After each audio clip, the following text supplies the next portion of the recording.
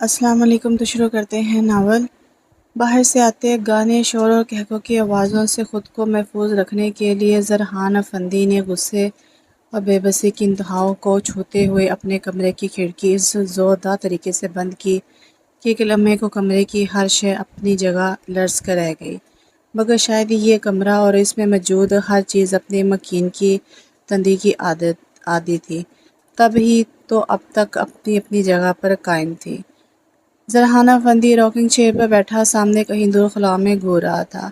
Hazel brown آنکھوں کے لال ڈورے، سختی سے بھینچے لب اور تنی ہوئی رگیں اس کے ضبط کی گواہ تھی، حالانکہ ضبط اور صبر دو ایسی خصوصیات تھیں جو اس کی شخصیت کا خاصہ ہرگز نہ تھیں۔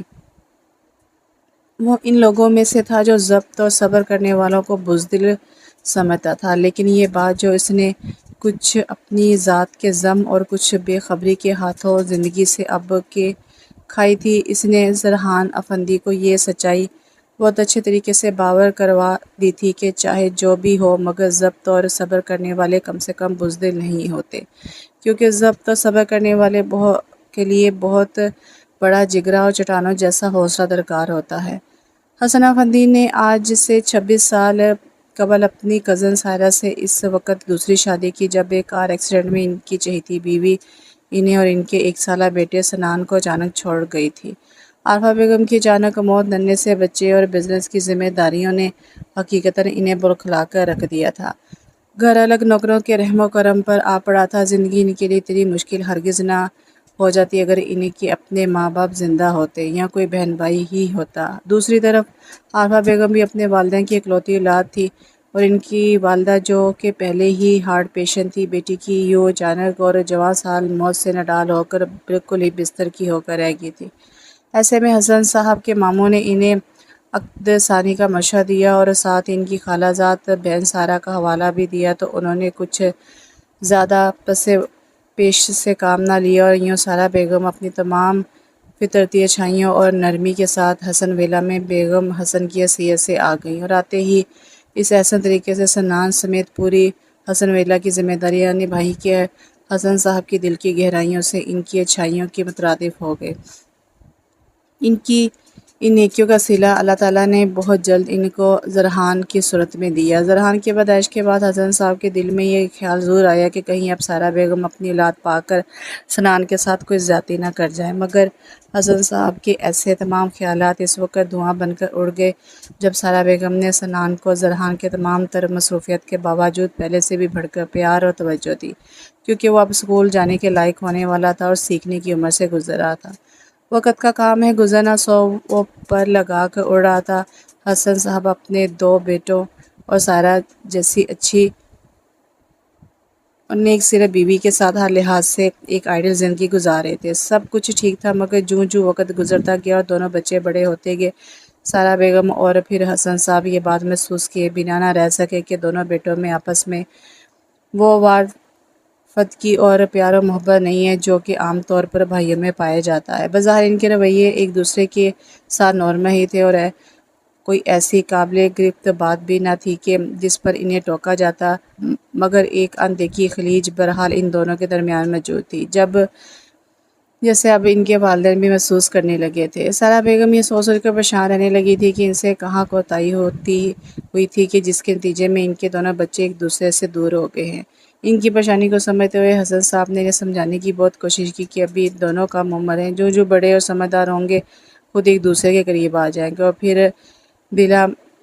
پھر بھلا ناخن سے بھی گوشت جدا ہوا کرتے ہیں۔ بچوں کو بھی حسن صاحب وقتاً فوقتاً سمجھاتے رہتے تھے، مگر سارہ بیگم ماں تھی اور اپنے بچوں کو زیادہ بہتر سمجھتی تھی۔ وہ یہ جان گئی تھی کہ ان کی اور حسن کی تمام تر کوششوں کے باوجود ان کے دونوں بیٹے ندی کے دونوں کناروں کی طرح بنتے جا رہے تھے، جو ہمیشہ ساتھ ساتھ تو چلتے ہیں مگر کبھی مل نہیں پاتے۔ جی تو ینگ مین، آپ نے آفس کب سے جوائن کرنا ہے؟ حسن نے اخبار رکھتے اور ناشتہ کرتے سنان سے دریافت کیا۔ پلیز پاپا، آپ ہیں نا، میں ابھی اتنی جلدی بزنس کے جھمیلوں میں نہیں پڑنا چاہتا۔ سنان بریڈ پہ مکھن لگاتا ہوا لاپرواہی سے گویا ہوا، اور میں جو ایک عرصے سے ان جھمیلوں کو اکیلے ہی ہینڈل کر رہا ہوں، اس بارے میں کیا خیال ہے برخوردار؟ حسن صاحب نے مسکراتے دوبارہ سوال کیا تو سنان لاڈ سے بولے، پاپا آپ کو تو پاپا دی گریٹ ہے نا، بھلا آپ کا اور میرا کیا مقابلہ؟ مائن سن، آپ یہ بٹر صرف بریڈ پر ہی لگائیں تو اچھا ہے، اور رہا اس کا سوال تو کل صبح آپ مجھے اچھے بچوں کی طرح ریڈی نظر آئیں۔ تھوڑا اگر مگر حسن صاحب نے ناشتہ کرتے ہوئے بات ختم کی تو سارا بیگم چائے میں چینی ملاتے ہوئے بولی، بیٹا اب جب کہ تمہارا MBA مکمل ہو چکا ہے اور آج کل تو تم بالکل فارغ بھی ہو، تو پھر اپنے پاپا کو جوائن کرنے میں کیا حرج ہے، جب کہ جلد یہ بدیر تم کو ہی کرنا ہے۔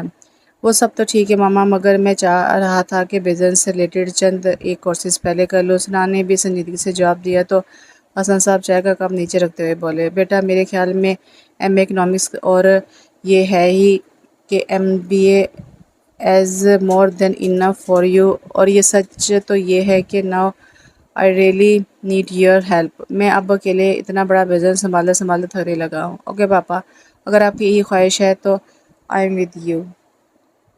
سنان ٹیبل سے اٹھتے ہوئے بولا تو سارا بیگم اسے ڈائننگ روم سے نکلتے دیکھ کر حسن صاحب سے گویا ہے، حسن آپ ذرا اب زرحان کو بھی کچھ سمجھائیں، اسے کیا سمجھاؤں، وہ تو ابھی پڑھ تو رہا ہے، مگر کیا آپ نے یہ بات نوٹ کی کہ اس کی روٹین کیا بنتی جا رہی ہے؟ مجال ہے جو یونیورسٹی سے واپس آ کر ایک منٹ بھی وہ لڑکا گھر میں ٹکے، جب پوچھو تو دوست کے ساتھ جا رہا ہوں، دوستوں سے فرصت ملتی ہے تو جم خانے میں جا گھستے ہیں صاحبزادے، وہاں سے واپسی ہوتی ہے تو رات ہو جاتی ہے، اور ان کا کمرہ مجھے سمجھ نہیں آتا، اس لڑکے کو کیسے اور کس زبان میں سمجھاؤں، میں اس کی وجہ سے حقیقتاً بہت پریشان ہوں۔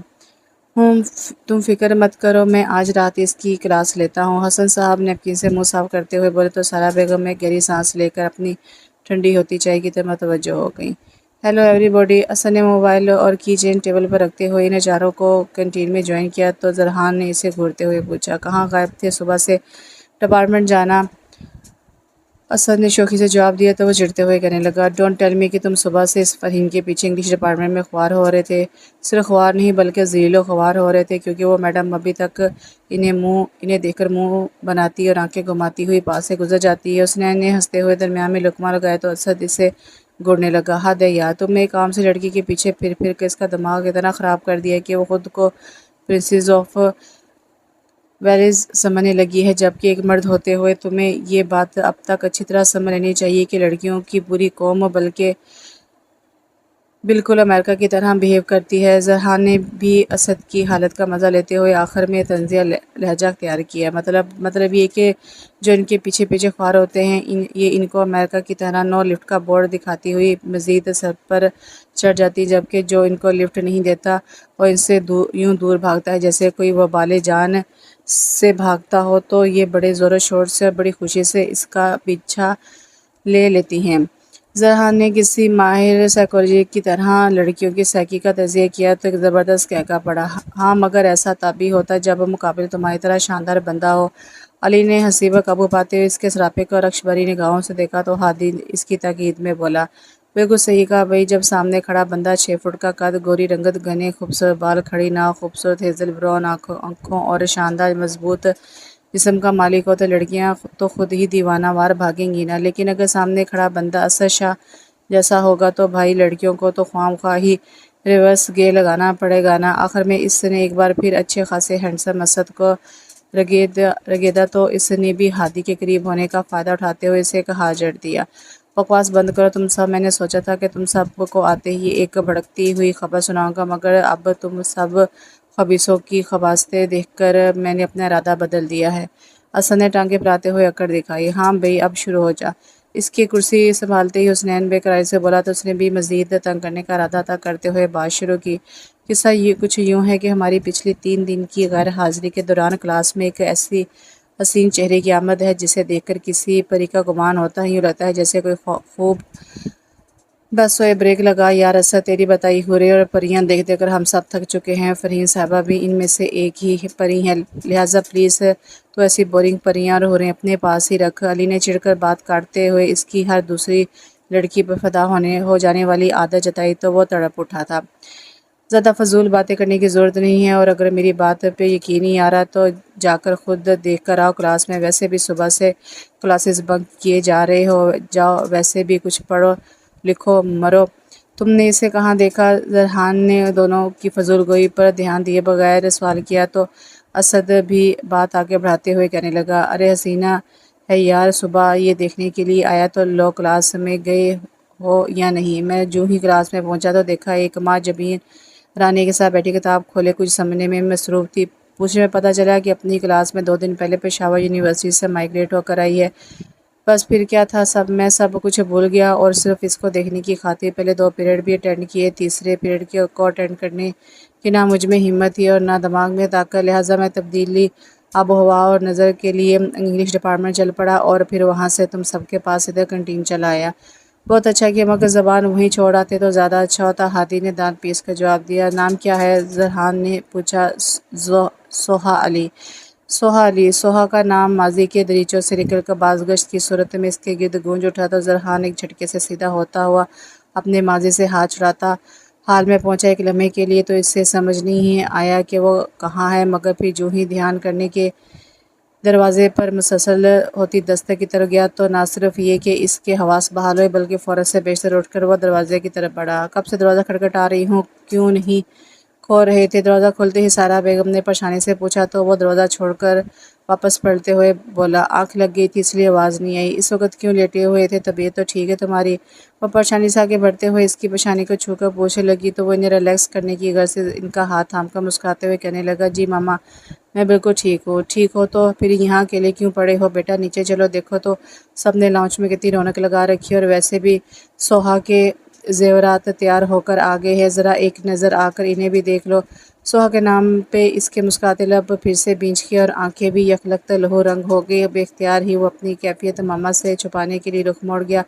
جی ماما آپ چلیں، میں ابھی فریش ہو کر آتا ہوں۔ ان کے جاتے ہی اس نے واش روم کا رخ کیا اور کتنی ہی دیر شاور لے کر خود کو نارمل کرنے کی کوشش کرتا رہا۔ السلام علیکم۔ لاؤنج میں داخل ہو کر سب پر ایک نگاہ ڈال کر وہ سیدھا صوفے پر ماما کے ساتھ بیٹھی خالہ زاد کے آگے جا کر ذرا سا جھکا۔ وعلیکم السلام، کیسا ہے میرا بیٹا؟ میں کب سے سارا سے تمہارا پوچھ رہی تھی، کہاں تھے تم؟ خالہ جان نے ہمیشہ کی طرح پہلے اس کی پیشانی چومی اور پھر اسے اپنے پاس بٹھاتے ہوئے پوچھنے لگی، میں بس ذرا یوں ہی کمرے میں تھا، آپ سنائیں کیسی ہیں؟ جواباً اس کے سوال کو ٹالتے ہوئے وہ ان سے حال احوال دریافت کرنے لگا۔ زرحان بیٹا یہ ذرا زیور تو دیکھنا، ابھی تھوڑی دیر پہلے بن کر آیا ہے۔ پاس بیٹھی زہرا بیگم نے یک بعد دیگر کئی سیٹ اس کے سامنے کھول کر میز پر رکھتے ہوئے اسے متوجہ کیا تو وہ بیزاری سے ان کی طرف دیکھنے لگا۔ کیسے ہیں؟ انہوں نے اس کی طرف دھیان دیے بغیر ہاتھ میں پکڑی چوڑیوں کو دیکھتے ہوئے پوچھا۔ جی ہیں، اچھے ہیں۔ کیا صرف اچھے ہیں؟ آپ کے؟ باقاعدہ انہوں نے اسے گھورا تو وہ چڑ گیا۔ ماما اب مجھے عورتوں کی چیزوں کے بارے میں کیا پتہ؟ اگر عورتوں کی چیزوں کے بارے میں نہیں پتہ تو مردوں کی چیزوں کے بارے میں تو پتہ ہے نا۔ اپنی شاپنگ کب کرنی ہے تم نے؟ کر لوں گا کل پرسوں تک۔ کل پرسوں نہیں، ابھی جا کر اس کام کو نپٹا کر آؤ اور کل پرسوں تک اپنے پاپا اور بھائی کے ساتھ مل کر باقی کی ضروری کام ختم کرو، سمجھے؟ انہوں نے اس کی کلاس لے ڈالی تو وہ ان کی بات کا جواب دیے بغیر اٹھ کر پاپا اور انکل کی جانب بڑھ گیا۔ حد ہوتی لپرواہی اور سستی کی۔ شادی میں 1.5 ہفتہ رہ گیا ہے اور نواب صاحب کے مزاج ہی نہیں میرے۔ وہ زرحان کے بے نیازی پر بڑبڑا کر بہن کے ہاتھ میں پکڑی مہمانوں کے فہرست کی طرف متوجہ ہو گئی۔ اسد کی رپورٹنگ کے نتیجے میں اگلے دن ہی وہ سب دوست سوائے زرحان کے کلاس روم میں موجود تھے اور وہاں سوہا کو دیکھ کر زندگی میں پہلی مرتبہ تمام دوستوں نے اسد کی بتائیگی پری کو سراہا اور اسد کی پیٹھ ٹھونکی تھی۔ سوہا علی کو دیکھ کر وہ سب شدت سے زرحان کا نزاع کرنے لگے جو پہلا پیریڈ شروع ہو جانے کے بعد گدھے کے سر سے سینگ کی طرح غائب ہو گیا تھا۔ میں کم ان سر ثانیہ کو لیکچر شروع کیے ابھی 10 منٹ ہی ہوئے تھے کہ کسی کی اجازت لینے پر سوہا سمیت پوری کلاس نے مڑ کر دروازے کی جانب دیکھا جہاں زرحان افندی اپنی تمام تر وجاہت و بے نیازی کے ساتھ سر کے جواب کا منتظر تھا۔ اس بات میں جواب ملتے ہی وہ کسی کو بھی خاطر میں لائے بغیر لمبے لمبے ڈگ بڑھتا اپنے دوستوں کی جانب چل دی، جبکہ دوسری طرف زحا کلاس میں استاد کی موجودگی کے باوجود ایک اسٹوڈنٹ کا ایسا تکبر، غرور اور اکڑ دیکھ کر حیران رہ گئی اور بے اختیار ہی تپ کر اپنے ساتھ بیٹھی رانیہ سے بولی، یار کیا اس سے اتنی بھی تمیز نہیں کہ کلاس میں موجود سر کو سلام ہی کر لے؟ چھوڑو بھی، جب سر کو پرواہ نہیں تو تم کیوں اپنا خون جلا رہی ہو؟ ویسے بھی آج اچانک زرحان افندی کلاس صاحب کو کلاس میں آباد دیکھ کر سر بیچارے تو ابھی تک شوق کی کیفیت میں ہوں گے۔ رانیہ نے مسکراتے ہوئے آہستگی سے جواب دیا، کیوں؟ کیا یہ زرحان افندی صاحب کہیں کے نواب ہیں جو کلاس میں تشریف لائے؟ بورڈ کی طرف دیکھتے ہوئے زرحان افندی کو اس نے چبا چبا کر ادا کیا تو رانی اپنی ہنسی چھپانے کے لیے کاپی پر جھک گئی اور پھر خود پر کنٹرول پاتے ہوئے آواز دبا کر بولی، یار یہ برگر فیملی کے لڑکے بگڑے ہوئے نواب ہی تو ہوتے ہیں، اوپر سے اگر شکل صورت بھی اچھی ہو تو پھر تو سمجھو خود کو پرنس ہی سمجھنے لگتے ہیں۔ خود کو سب سے بدتر جانا، پیسے کو بے درگ اڑانا، دوسروں پر رعب دکھانا، کلاسز بنک کرنا اور لڑکیوں سے فلرٹ کرنا ان کا پسندیدہ کام ہے۔ اور چونکہ زرحان افندی بھی رئیس زادے ہیں، لہٰذا یہ ساری خوبیاں ان میں بھی بدرجہ موجود ہیں۔ اور تو مزید یہ کہ سر مجھے گھور رہے ہیں، لہٰذا اب منہ بند کر لو ورنہ خیر نہیں۔ سر کے گھورنے پر دونوں نے اپنی بولتی بند کرتے ہوئے پورا دھیان بورڈ کی طرف لگا دیا اور غور سے لیکچر سننے لگی۔ خدا خدا کر کے آدھے گھنٹے بعد جب سر نیازی کلاس سے نکلے تو سوہا نے کتاب بند کرتے اور رانی کو دیکھا جو سستی سے کاپی پر لائنیں کھینچنے میں مصروف تھی۔ اٹھو محترمہ، جلدی سے چیزیں سمیٹو، مجھے لائبریری جا کے کچھ نوٹس بنانے ہیں۔ تمہاری جان کو قرار ہے کہ نہیں؟ ہر وقت کتابیں چاٹنے سے تمہارا دل نہیں بھرتا؟ نہیں۔ ایک لفظ میں بات ختم کرتے ہوئے اپنا بیگ سنبھال کر اٹھ کھڑی ہوئی تو مجبوری میں رانی کو بھی اس کی تلقین کرنی پڑی، مگر جلد ہی دونوں کو رکنا پڑا کیونکہ زرحان اور اس کا گروپ کچھ اس طرح سے رستے میں کھڑا تھا کہ باہر نکلنے کا راستہ تقریباً بند ہو گیا تھا۔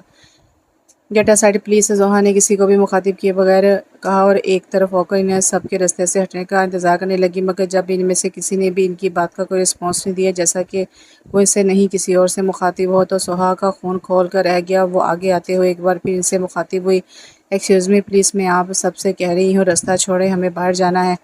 تو جائیں نا، آپ کو یہ خوش فہمی کیوں کر ہوئی کہ ہم نے آپ کا راستہ روکا ہوا ہے؟ زرحان نے کندھے اچا کر مذاق اڑانے والے انداز میں ذرا سر چھوڑے گئے راستے کی طرف ہاتھ سے اشارہ کیا تو سوہا نے کڑے تیوروں سے ایک نظر اس اشارے کے راستے پر اور دوسرے اسموکنگ کرتے زرحان پر ڈالی، جو گفتگو چھوڑ کر زچ کرنے والی مسکراہٹ لیے سے گئی نگاہوں سے جانچ رہا تھا، جبکہ باقی چاروں بھی ان دونوں کی طرف دیکھ کر مسکرا رہے تھے۔ دیکھو مسٹر، میں ان لڑکیوں میں سے نہیں ہوں جو آپ جیسوں کے بارے میں کسی بھی قسم کی کوئی خوش فہمی یا غلط فہمی پالنے میں اپنا ٹائم ویسٹ کرتی ہیں، مگر آپ کے انداز سے لگتا ہے کہ آپ کو یہ خوش فہمی لاحق ضرور ہے کہ میں آپ کے کندھے سے کندھا ٹکراتے ہوئے اتنی ذرا سی چھوڑی کی جگہ سے گزروں گی۔ مجھے آپ جیسے چیپ لوگوں کو ہینڈل کرنا بخوبی آتا ہے۔ ایکسکیوز می سر، ذرا بات سنیں۔ بات کرتے کرتے اچانک زرحان کے پیچھے دیکھ کر سوہا نے ہوا میں ہاتھ لہرا کر کسی کو متوجہ کیا تو زرحان سمیت سب نے فوراً کھلے دروازے کے باہر دیکھا اور اسی لمحے کا فائدہ اٹھا کر سوہا بھی رانیہ کا ہاتھ تھامتے ہوئے تیزی سے ان سب کی سائڈ سے نکلتے ہوئے باہر چلے گی۔ اسے باہر دیکھ کر زرحان کو اس کی ہوشیاری اور باہر اپنی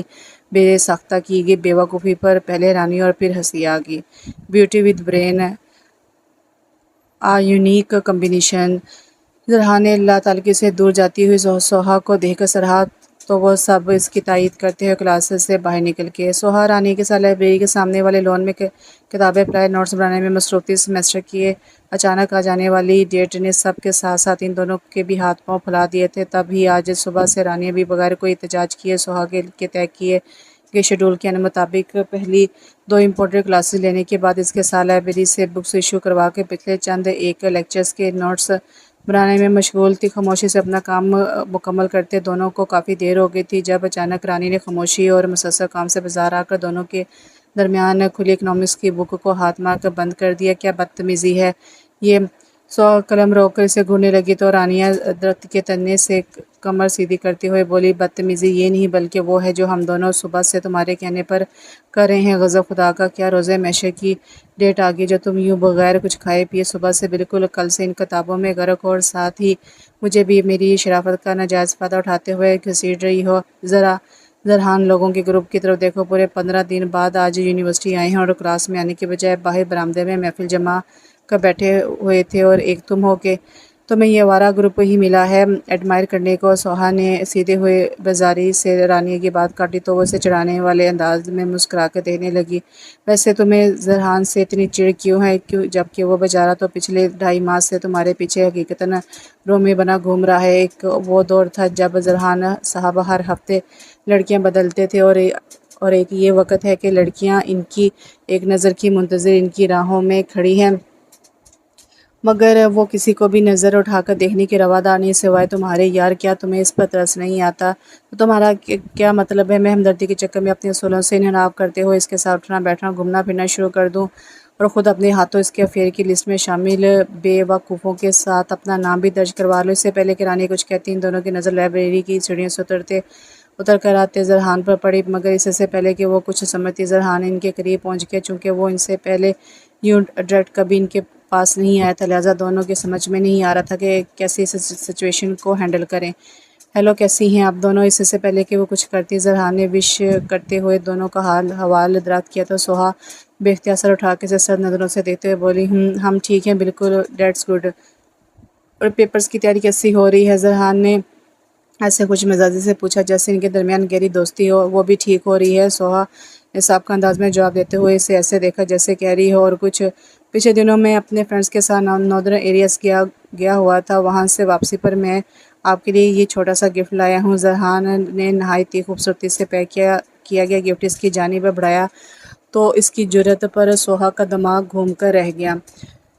وہ بے اختیار اپنی جگہ سے اٹھ کھڑی ہوئی اور زرحان کی آنکھوں میں آنکھیں ڈال کر نہایت ہی سر لہجے میں بولی، تمہاری ہمت کیسے ہوئی میرے لیے کوئی تحفہ لانے کی؟ تحفہ دینے کے لیے ہمت کی نہیں بلکہ کھلے دل کی ضرورت ہوتی ہے، اور یہ تو سبھی جانتے ہیں کہ میرا دل کتنا کھلا ہے۔ جواباً اس کے غصے کی پرواہ کیے بغیر وہ مسکراتے ہوئے سمجھانے والے انداز میں بولا، مجھے سمجھانے کے بجائے تم یہ سمجھ لو کہ مجھے تم سے یا تمہارے لائے ہوئے گفٹ سے کوئی انٹرسٹ نہیں ہے۔ تو میرے خیال میں یہ بات تمہارے لیے زیادہ بہتر ہوگی۔ اپنی بات کے اختتام پر وہ اس کا جواب سنے بغیر جھک کر اپنا بیگ اٹھانے لگی تو زرحان نے اس کا بازو پکڑتے ہوئے ایک جھٹکے سے اسے سیدھا کیا۔ چند لمحے پہلے مسکراتے لب اب سختی سے بھینچے ہوئے تھے۔ تمہیں مجھ سے کوئی انٹرسٹ ہے یا نہیں؟ اس بات سے مجھے کوئی انٹرسٹ نہیں ہے سوہا علی، مجھے انٹرسٹ ہے تو صرف اس بات سے کہ میں تمہیں چاہتا ہوں اور تمہیں حاصل کرنا میری اولین خواہش بن چکی ہے۔ مجھے اس بات سے بھی کوئی انٹرسٹ نہیں ہے کہ تم کون ہو، کس فیملی سے بلونگ کرتی ہو، یا آیا تمہاری لائف میں کوئی اور ہے یا نہیں۔ لہٰذا مجھ سے دور بھاگنا اب چھوڑ دو، کیونکہ تمہیں اپنے ہر راستے میں مجھے پاؤ گے۔ ایک جھٹکے سے اس کے بازو کو چھوڑتا وہ لمبے لمبے ڈگ بڑھتا لون سے نکلتا چلا گیا تو رانیہ جو اب تک محض ایک خاموش تماشائی بنی کھڑی تھی، بے اختیار سوہا کی طرف بڑھی اور اس کا برف جیسا ٹھنڈا ہاتھ اپنے کانپتے ہاتھوں میں لیتے ہوئے پوچھنے لگی، are you alright Soha? Yes I am. Soha نے ایک گہرا سانس لیتے خود کو نارمل کرنے کی بیکار سی کوشش کی۔ زرحان کی اس حرکت سے بے اختیار اسے اپنی کمزوری اور اس کی طاقت کا اندازہ اس کی جنونی گرفت انداز سے ہو گیا تھا۔ اس کی جنونی گرفت اور انداز سے سوہا کا سارا اعتماد و بہادری لمحے میں دھواں بن کر اڑ گئی۔ اس نے کبھی خواب میں بھی نہیں سوچا تھا کہ زرحان افندی یوں بھری یونیورسٹی میں اتنی بے خوفی کا مظاہرہ کر سکتا، مگر اب جب کہ یہ سب کچھ ہو چکا تھا تو نہ چاہتے ہوئے بھی وہ خود کو ہزاروں لوگوں کے درمیان غیر محفوظ تصور کر رہی تھی۔ تم یہاں بیٹھو اور یہ پانی پیو۔ رانی نے اس کے سفید پڑتے چہرے کو سفید پڑتے چہرے کو پریشانی سے دیکھتے ہوئے اسے نیچے بٹھایا اور پانی کی بوتل تھمائی جو وہ ایک ہی سانس میں خالی کر گئی۔ میرے خیال میں ہمیں ہیڈ آف دی ڈپارٹمنٹ سے بات کرنی چاہیے تاکہ آئندہ یہ لوفر اپنی اوقات میں رہے اور یہ بات بھی اسے کلیئر ہو جائے کہ ہم پر اس کی دھمکیوں کا کوئی اثر نہیں ہوا۔ اسے سمجھاتے دیکھ کر رانیہ نے زندگی میں پہلی بار دل مضبوط کرتے ہوئے کوئی بڑا قدم اٹھانے کا فیصلہ کیا، جسے سن کر سوہا نفی میں سر ہلانے لگی۔ نہیں یار، ایسے واقعہ تو یہاں روز کا معمول ہے، خواہ سارے ڈپارٹمنٹ میں ایشو بن جائے گا اور میرا نام اس کمینے کے نام کے ساتھ لیا جائے گا جو کہ مجھے مر کے بھی منظور نہیں۔ بہتر یہی ہے کہ ہم اس بات کو یہیں ختم کر دیں۔ ہاں، اگر خدا نخواستہ دوبارہ اس نے کسی قسم کی کوئی بدتمیزی کی تو پھر کچھ نہ کچھ کرنا ہی پڑے گا۔ آخر میں سوہا کا اپنا لہجہ بھی مضبوط ہو گیا تو رانیہ بھی تائید میں سر ہلانے لگی۔ ہیلو یار، کیا حال چال ہے؟ سامنے سے آتے ہوئے شخص سے واصف رک کر بڑی وارفادگی سے بلغیر ہوا تو ان تینوں کو بھی اس کی تلقین میں رکنا پڑا۔ میں بالکل ٹھیک ٹھاک ہوں، تم اپنی سناؤ، کہاں غائب ہو گئے تھے؟ آج میں تمہیں کہیں نہیں جانے دوں گا۔ اب تم سیدھے میرے ساتھ آفس چلو، وہاں پہلے پاپا سے ملو، پھر لنچ بھی میرے ساتھ کرو۔ مقابل نے بھی پہلے محبت پھر دعا جمائی تو واصف ہنستے ہوئے گویا ہوا، وہ سب تو ٹھیک ہے یار، لیکن میں آج نہیں، انشاءاللہ کل تمہاری طرف سے ضرور چکر لگاؤں گا۔ آج تو میں ان لوگوں کو یہ ایگزیبیشن دکھانے لایا ہوں۔ بائی دا وے، یہ میری بہن ہے زباریہ، یہ میری کزن سوہا اور یہ اس کی فرینڈ رانیہ، اور یہ ہے میرا بہت عزیز دوست سنان۔ واصف نے بات کے اختتام پر ان سب کا آپس میں تعارف کروایا تو سنان جو اب تک ان کی موجودگی سے بے خبر تھا، ان سب کی طرف پلٹا اور یکلخت اسے لگا کہ جس سے دنیا کی گردش ایک لمحے کو رک گئی۔ اپنے سامنے موجود بلیک دوپٹے کے حالے میں مقید چاند چہرہ اسے ہر چیز پر حاوی ہوتا محسوس ہوا۔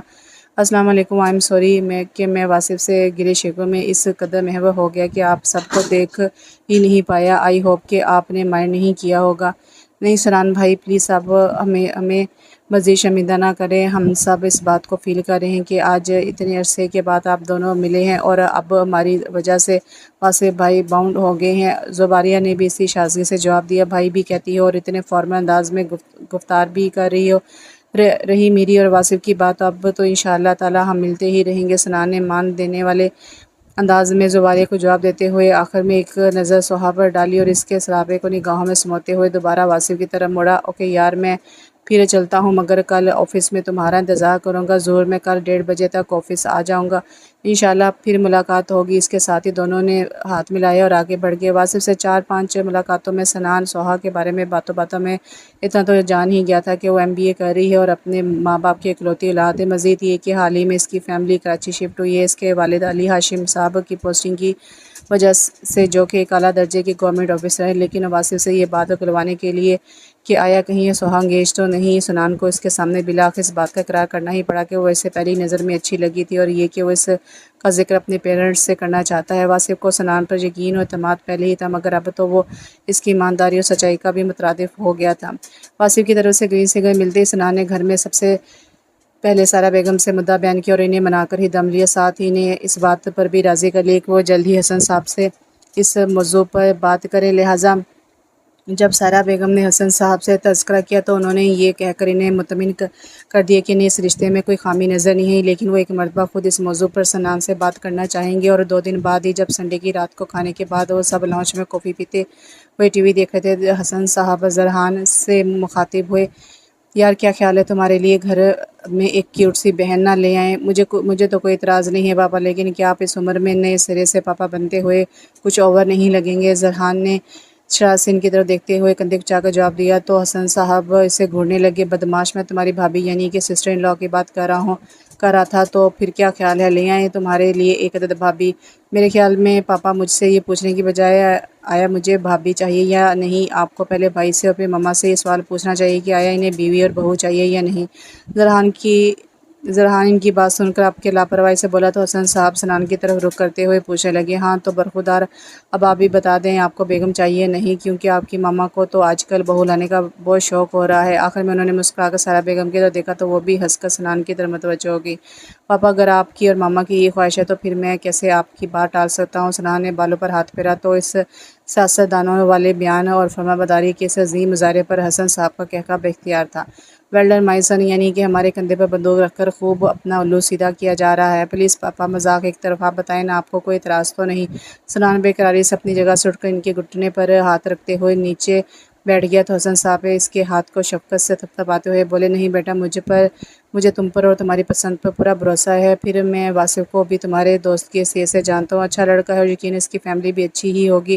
تھینکس آ لاٹ پاپا، آپ نے مجھ پر اعتماد کیا۔ اچھا تو پھر اب میں واصف کو کیا کہوں؟ آخر میں وہ سر کھجاتے ہوئے بے چینی سے پوچھ بیٹھا تو سارا بیگم اس کے سر پر چت لگاتے ہوئے بولی، حسن دیکھ رہے ہیں آپ اس گھاگ کی بےتابی، ویسے میرے خیال میں اس جمعے کو چلتے ہیں علی صاحب کے ہاں، کیا خیال ہے آپ کا؟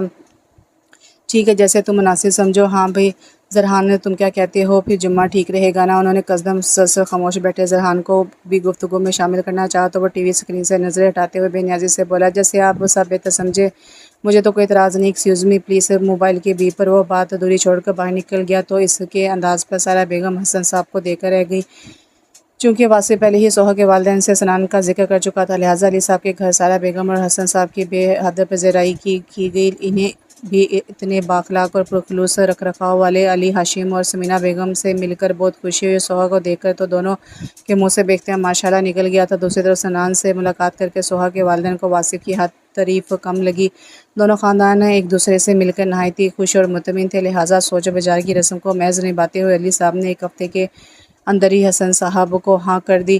سنان کو اپنی قسمت اور سہا کو زندگی میں آنے والی اس اچانک خوشگوار تبدیلی پر یقین نہیں آ رہا تھا۔ سہا نے اپنی زندگی کا یہ ایک اہم فیصلہ ویسے تو اپنے امی پاپا پر چھوڑ رکھا تھا، لیکن ہم وقت لبوں پر مسکراہٹ سجائے وجیہہ سے سنان کو دیکھ کر تو جیسے اسے ان کے فیصلے اور اپنے نصیب پر فخر ہونے لگا تھا۔ ہر کوئی اس رشتے کے طے ہو جانے سے خوش تھا، حتیٰ کہ جب زرحان کو بھی بات پکی ہو جانے کی خبر ملی تو اس نے بھی زندگی میں پہلی بار بھائی کے گلے لگتے ہوئے اس سے مبارکباد دی۔ چونکہ پچھلا پورا ہفتہ وہ لاہور اپنے کزن کے پاس گزار کر آیا تھا، لہٰذا اس بات سے قطعی بے خبر تھا کہ سنان کی بات کہاں اور کس سے ٹھہری ہے، اور کچھ ان دونوں کے درمیان جو مجہول تعلقی اور کچھ اس کی گھر سے فطرتی بے نیازی کی۔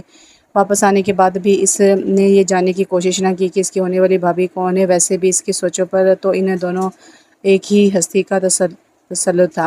سہا سے محض 1 ہفتے کی جدائی نے زرحان پر یہ حقیقت روزے روشن کی طرح عیاں کر دی تھی کہ اس بار حقیقتاً اس کی دل لگی بن گئی ہے۔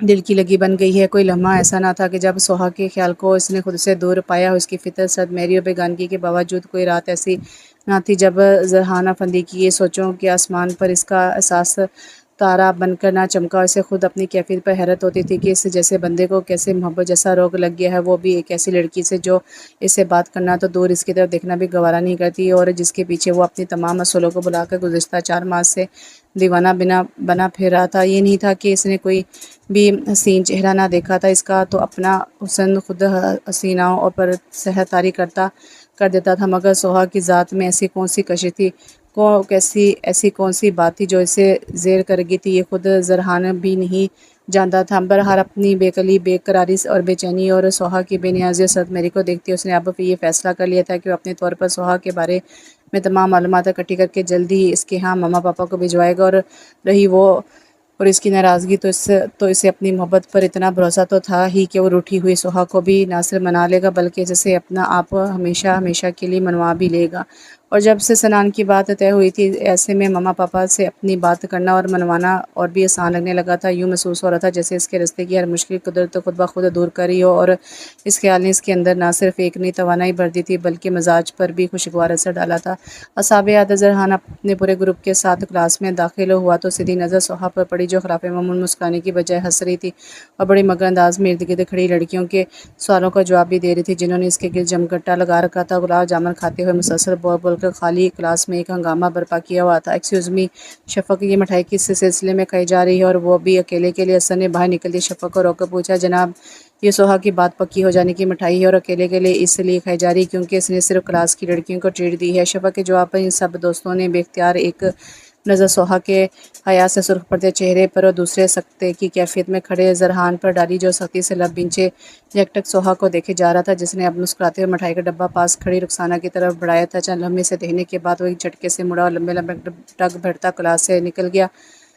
وہ سب بھی تیزی سے اس کے پیچھے لپکے، جہاں وہ پلر کے پاس کھڑا خود پر قابو پانے کی کوشش کر رہا تھا۔ خاموشی سے چاروں دوست اس کے قریب جا کھڑے ہوئے۔ اسے چھیڑنے سے انہوں نے قصداً اعتراض کیا کیونکہ یونیورسٹی آف ہونے میں صرف آدھا گھنٹہ رہ گیا تھا اور کافی اسٹوڈنٹ فارغ ہو کر کلاس سے باہر کوریڈور میں آ کھڑے ہوئے تھے اور ہنستے مسکراتے خوش گپیاں کرتے ہوئے باہر کی طرف بڑھ رہے تھے۔ ایسے میں اس کو چھیڑنا خطرے سے خالی نہ تھا، سو وہ سب صبر سے رش کم ہونے کا انتظار کرتے ہوئے کبھی ایک دوسرے کو تو کبھی زرہان کو دیکھنے لگے، جو وہاں ہوتے ہوئے بھی وہ وہاں موجود نہ تھا۔ تھوڑی دیر بعد دکا اسٹوڈنٹ ہی کوریڈور میں رہ گئے تو سوہا اچھی طرح منہ پر دوپٹہ لپیٹے ہوئے رانی کے ساتھ باہر نکلی۔ وہ یونیورسٹی آف ہونے پر ہمیشہ رش کم ہو جانے کے بعد ہی کلاس سے نکلتی تھی تاکہ آرام سے بغیر کسی بدتمیزی و بےہودگی کے ڈپارٹمنٹ سے باہر نکلا جا سکے۔ ابھی بھی وہ اپنے دھیان میں رانی سے باتیں کرتے ہوئے چلی جا رہی تھی کہ اچانک زرہان اس کے سامنے آ کھڑا ہوا۔ کیا ہے یہ؟ کیا بےہودگی ہے؟ سوہا ماتھے پر بل ڈالتے ہوئے غصے سے پوچھا۔ اگر وہ خود کو بروقت نہ سنبھالتی تو سیدھا اس کے سینے سے جا ٹکراتی۔ کیا تمہاری بات طے ہو گئی ہے؟ زرہان نے اس کے غصے کی پرواہ کیے بغیر سرخ آنکھیں اس کے چہرے پر گاڑتے ہوئے غیر متوقع سوال کیا تو سوہا کی سبح پریشانی کے بل اور گہرے ہو گئے۔ I think it's none of your business, پھنکارتے ہوئے جواب دے کر وہ جو ہی ایک سائڈ سے آگے بڑھنے لگی۔ زرہان نے تیزی سے اس کا بازو اپنے گرفت میں لے لیا اور جھٹکے سے اسے اپنے مقابلے کرتے ہوئے دھیمے لہجے میں گرایا۔ سوہا علی، تمہارا ہر معاملہ میرا بزنس ہے۔ تمہیں میں نے پہلے بھی وارن کیا تھا کہ مجھ سے دور جانے کے بارے میں سوچنا چھوڑ دو، مگر اس کے باوجود تم نے وہی کیا، یہ سوچے بغیر کہ تمہاری اس حرکت کے نتیجے میں تمہاری طرف بڑھنے والے کو میں جان سے بھی مار سکتا ہوں۔ تم ایسا کچھ نہیں کر سکتے۔ سوہا نے اپنا بازو چھڑاتے ہوئے بہادری سے اس کی بات کو جھٹلایا تو زرہان مزید بھڑک اٹھا۔ ہاتھ بازو کی بجائے شانوں پر آ ٹھہرے اور اگلے ہی لمحے وہ اسے جھنجھوڑتے ہوئے چلایا۔ میں کیا کر سکتا ہوں کیا نہیں، اس بات کا تو تم اندازہ بھی نہیں لگا سکتی، لہٰذا بہتری اسی میں ہے کہ کسی سے بھی تمہاری بات پکی ہوئی ہے اسے عزت سے اپنے گھر سے چلتا کرو، کیونکہ یہ بات تو طے ہے کہ دلہن تو تم زرہان افندی کی ہی بنو گی، چاہے 10 سال بعد ہی صحیح۔ ایک جھٹکے سے اسے ذات کرتا وہ پلٹ کر کوریڈور سے اپنے دوستوں کے ساتھ باہر نکلتا چلا گیا تو سوہا آنسو بھری آنکھوں سے رانی کی طرف مڑی۔ رانی اب کیا ہوگا؟ کچھ نہیں ہوگا، تم ہمت سے کام لو اور اس وقت تو یہاں سے نکلنے کی کرو۔ رانی نے ہراساں نظروں سے چاروں طرف دیکھتے ہوئے سوہا کی ہمت بندھائی، جبکہ خود اس کی ٹانگیں مارے خوف کے اب تک کانپ رہی تھی۔ سوہا نے بے جان ہوتے پوروں سے آنسو صاف کیے اور دونوں تیز قدموں سے باہر کی جانب بڑھنے لگی۔ گھر پہنچتے ہی سوہا نے لاؤنج میں ہی بیگ اور دوپٹہ ایک طرف پھینکا اور خود صوفے پر گر کے تو کچن سے نکل گئی۔ سمینا بیگم بے اختیار سوہا، کیا ہوا میری جان؟ کہتی تیزی سے اس کی جانب لپکی۔ سوہا بیٹا کیا ہوا ہے؟ کچھ تو بولو، میری تو جان نکل رہی ہے بیٹا۔ ان کے سینے سے لگتی ہی وہ پھٹ پھٹ کر رو پڑی تو پریشانی سے سمینا بیگم کے ہاتھ پاؤں پھول گئے۔ سوہا، خدا کے واسطے کچھ تو بتاؤ صحیح ورنہ میرا دل بند ہو جائے گا آپ کے، وہ نڈال سے انداز میں سے خود سے الگ کرتے ہوئے بولی، تو یہ سوچ کر کہ کہیں ان کا بلڈ پریشر نہ شوٹ کر جائے، وہ خود کو سنبھال کر سیدھی ہو بیٹھی اور ایک نظر ان کی پریشانی سے سفید پردے چہرے پر ڈالی اور بے اختیار ہی وہ اپنا ارادہ بدل گئی۔ کچھ نہیں ہوا امی، بس وہ آج چھٹی کے وقت اچانک میرا بی پی لو ہو گیا تو میں یوں ہی گھبرا گئی اور آپ کو دیکھ کر پتہ نہیں کیوں مجھے بہت سارا رونا آ گیا، اتنا کہ میں خود پر کنٹرول نہیں کر سکی۔ اس نے سر ان کے کندھے پر رکھ دیا تو سمینا بیگم نے اسے خود سے لپٹا لیا۔ تمہارے رونے سے تو میری جان نے نکال دی تھی سوہا، کتنا کہتی ہوں کہ صبح ڈھنگ سے ناشتہ کر کے جایا کرو، آج ہوگی نا طبیعت خراب، اب ہمت کر کے اٹھو، اٹھ کر کھانا کھا کر کچھ دیر آرام کر لو تاکہ پھر شام تک فریش ہو سکو۔ کیوں شام میں کوئی آ رہا ہے کیا؟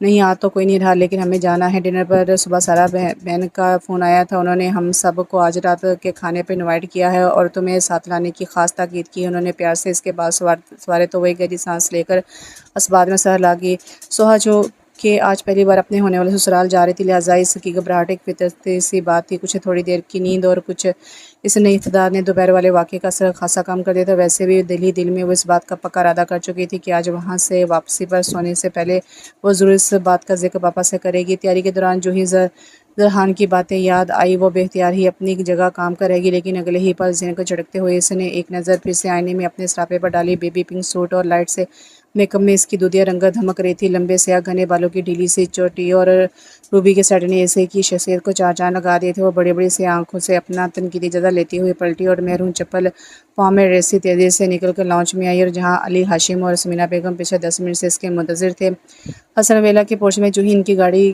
رکی، ڈرائنگ روم کا دروازہ کھول کر حسن صاحب و بیگم حسن بیمہ سنان ان کے استقبال کو آگے بڑھے اور بہت پرطاق انداز میں ایک دوسرے سے گلے ملتے ہار حوال کرتے اندر کی جانب بڑھنے لگے۔ سوہا کا ہاتھ تو مسلسل سارا بیگم کے ہاتھ میں تھا، جبکہ دوسری طرف سوہا ان کی اتنی محبت اور سنان کی پرشوق نگاہوں کی تپش سے خاصی کنفیوز ہو رہی تھی، مگر جب تھوڑی ہی دیر بعد گفتگو اور کمرے کا ماحول دونوں ہی خاصے بے تکلف ہو گئے اور سنان بھی موبائل بجنے پر اٹھ کر باہر نکل گیا، تو وہ خود کو تھوڑا ریلیکس محسوس کرتے ہوئے نظریں اٹھا کر ڈرائنگ روم کے شاندار انٹیریئر کا جائزہ لینے لگی۔ دفتر کمرے میں السلام علیکم کی آواز گونجنے پر جو ہی اس نے پلٹ کر پاپا سے ہاتھ ملاتے ہوئے شخص کو دیکھا، سے لگا جیسے دنیا گھوم گئی اور کمرے کی چھت اس کے سر پر آ گری ہو، دل کسی گہرائی کھائی میں نیچے جاتا محسوس ہو آنے والا اب تک اس کی طرف متوجہ نہ ہوا تھا، مگر جو ہی وہ امی کی ابا کی طرف سے فارغ ہوا، آنٹی نے اسے اپنی طرف بلاتے ہوئے سوہا کے مقابلہ کھڑا کیا۔ زرحان، یہ ہے تمہاری ہونے والی بھابھی سوہا، اور سوہا بیٹے یہ ہے تمہارا اکلوتا دیور زرحان۔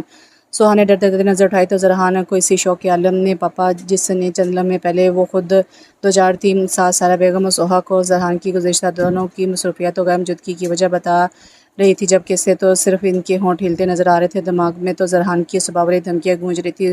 دوسری طرف زرحان کے کاٹو تو بدن میں لہو نہیں والی کیفیت اسے تقدیر کے اس چال پر یقین نہیں آ رہا تھا۔ سوہا اس کے آنگن میں اترے گی، مگر اس حیثیت سے یہ تو اس نے کبھی خواب میں بھی نہیں سوچا تھا۔ قسمت نے بے خبری میں اس پر وار کر کے اس کے ارادوں کو کچھ اس طرح سے توڑا تھا کہ وہ مکمل طور پر بے بس ہو کر رہ گیا تھا۔ اس کی کہی ہر ایک بات چھوٹی پڑ گئی تھی۔ اب وہ چاہتے ہوئے بھی سوہا کی زندگی میں آنے والے شخص کو ماننا تو دور کی بات اسے چھو بھی نہیں سکتا تھا۔ زرحان بیٹا کیا ہوا؟ اپنی بات کے اختتام پر سارا بیگم زرحان کی جانب متوجہ ہوئی تو اسے بت بنے دیکھ کر بے اختیار آواز دے ڈالی۔ وہ چونکہ ان کی طرف متوجہ ہوا اور ان کے کیا ہوا کو نظر انداز کرتا ہے گہری سانس لیتا ہوا بولا، السلام علیکم، کیسی ہیں آپ؟ جی ٹھیک ہوں، ویسے کیسی لگی تمہیں اپنی بھابھی؟ سارا بیگم نے مسکرا کر پوچھا تو وہ جو اب خود کو کافی حد تک سنبھال چکا تھا اس پر نظریں گاڑتے ہوئے بولا، بہت اچھی اور ینگ، بلکہ مجھے تو یہ کہیں سے بھی اپنی بھابھی نہیں لگ رہی۔ لفظ بھابھی پر زور دیتے ہوئے بات مکمل کی گئی تو سوہا نے بے اختیار جھکی پلکیں اٹھا کر اسے دیکھا، جبکہ سارا بیگم سادگی سے ہنس دی۔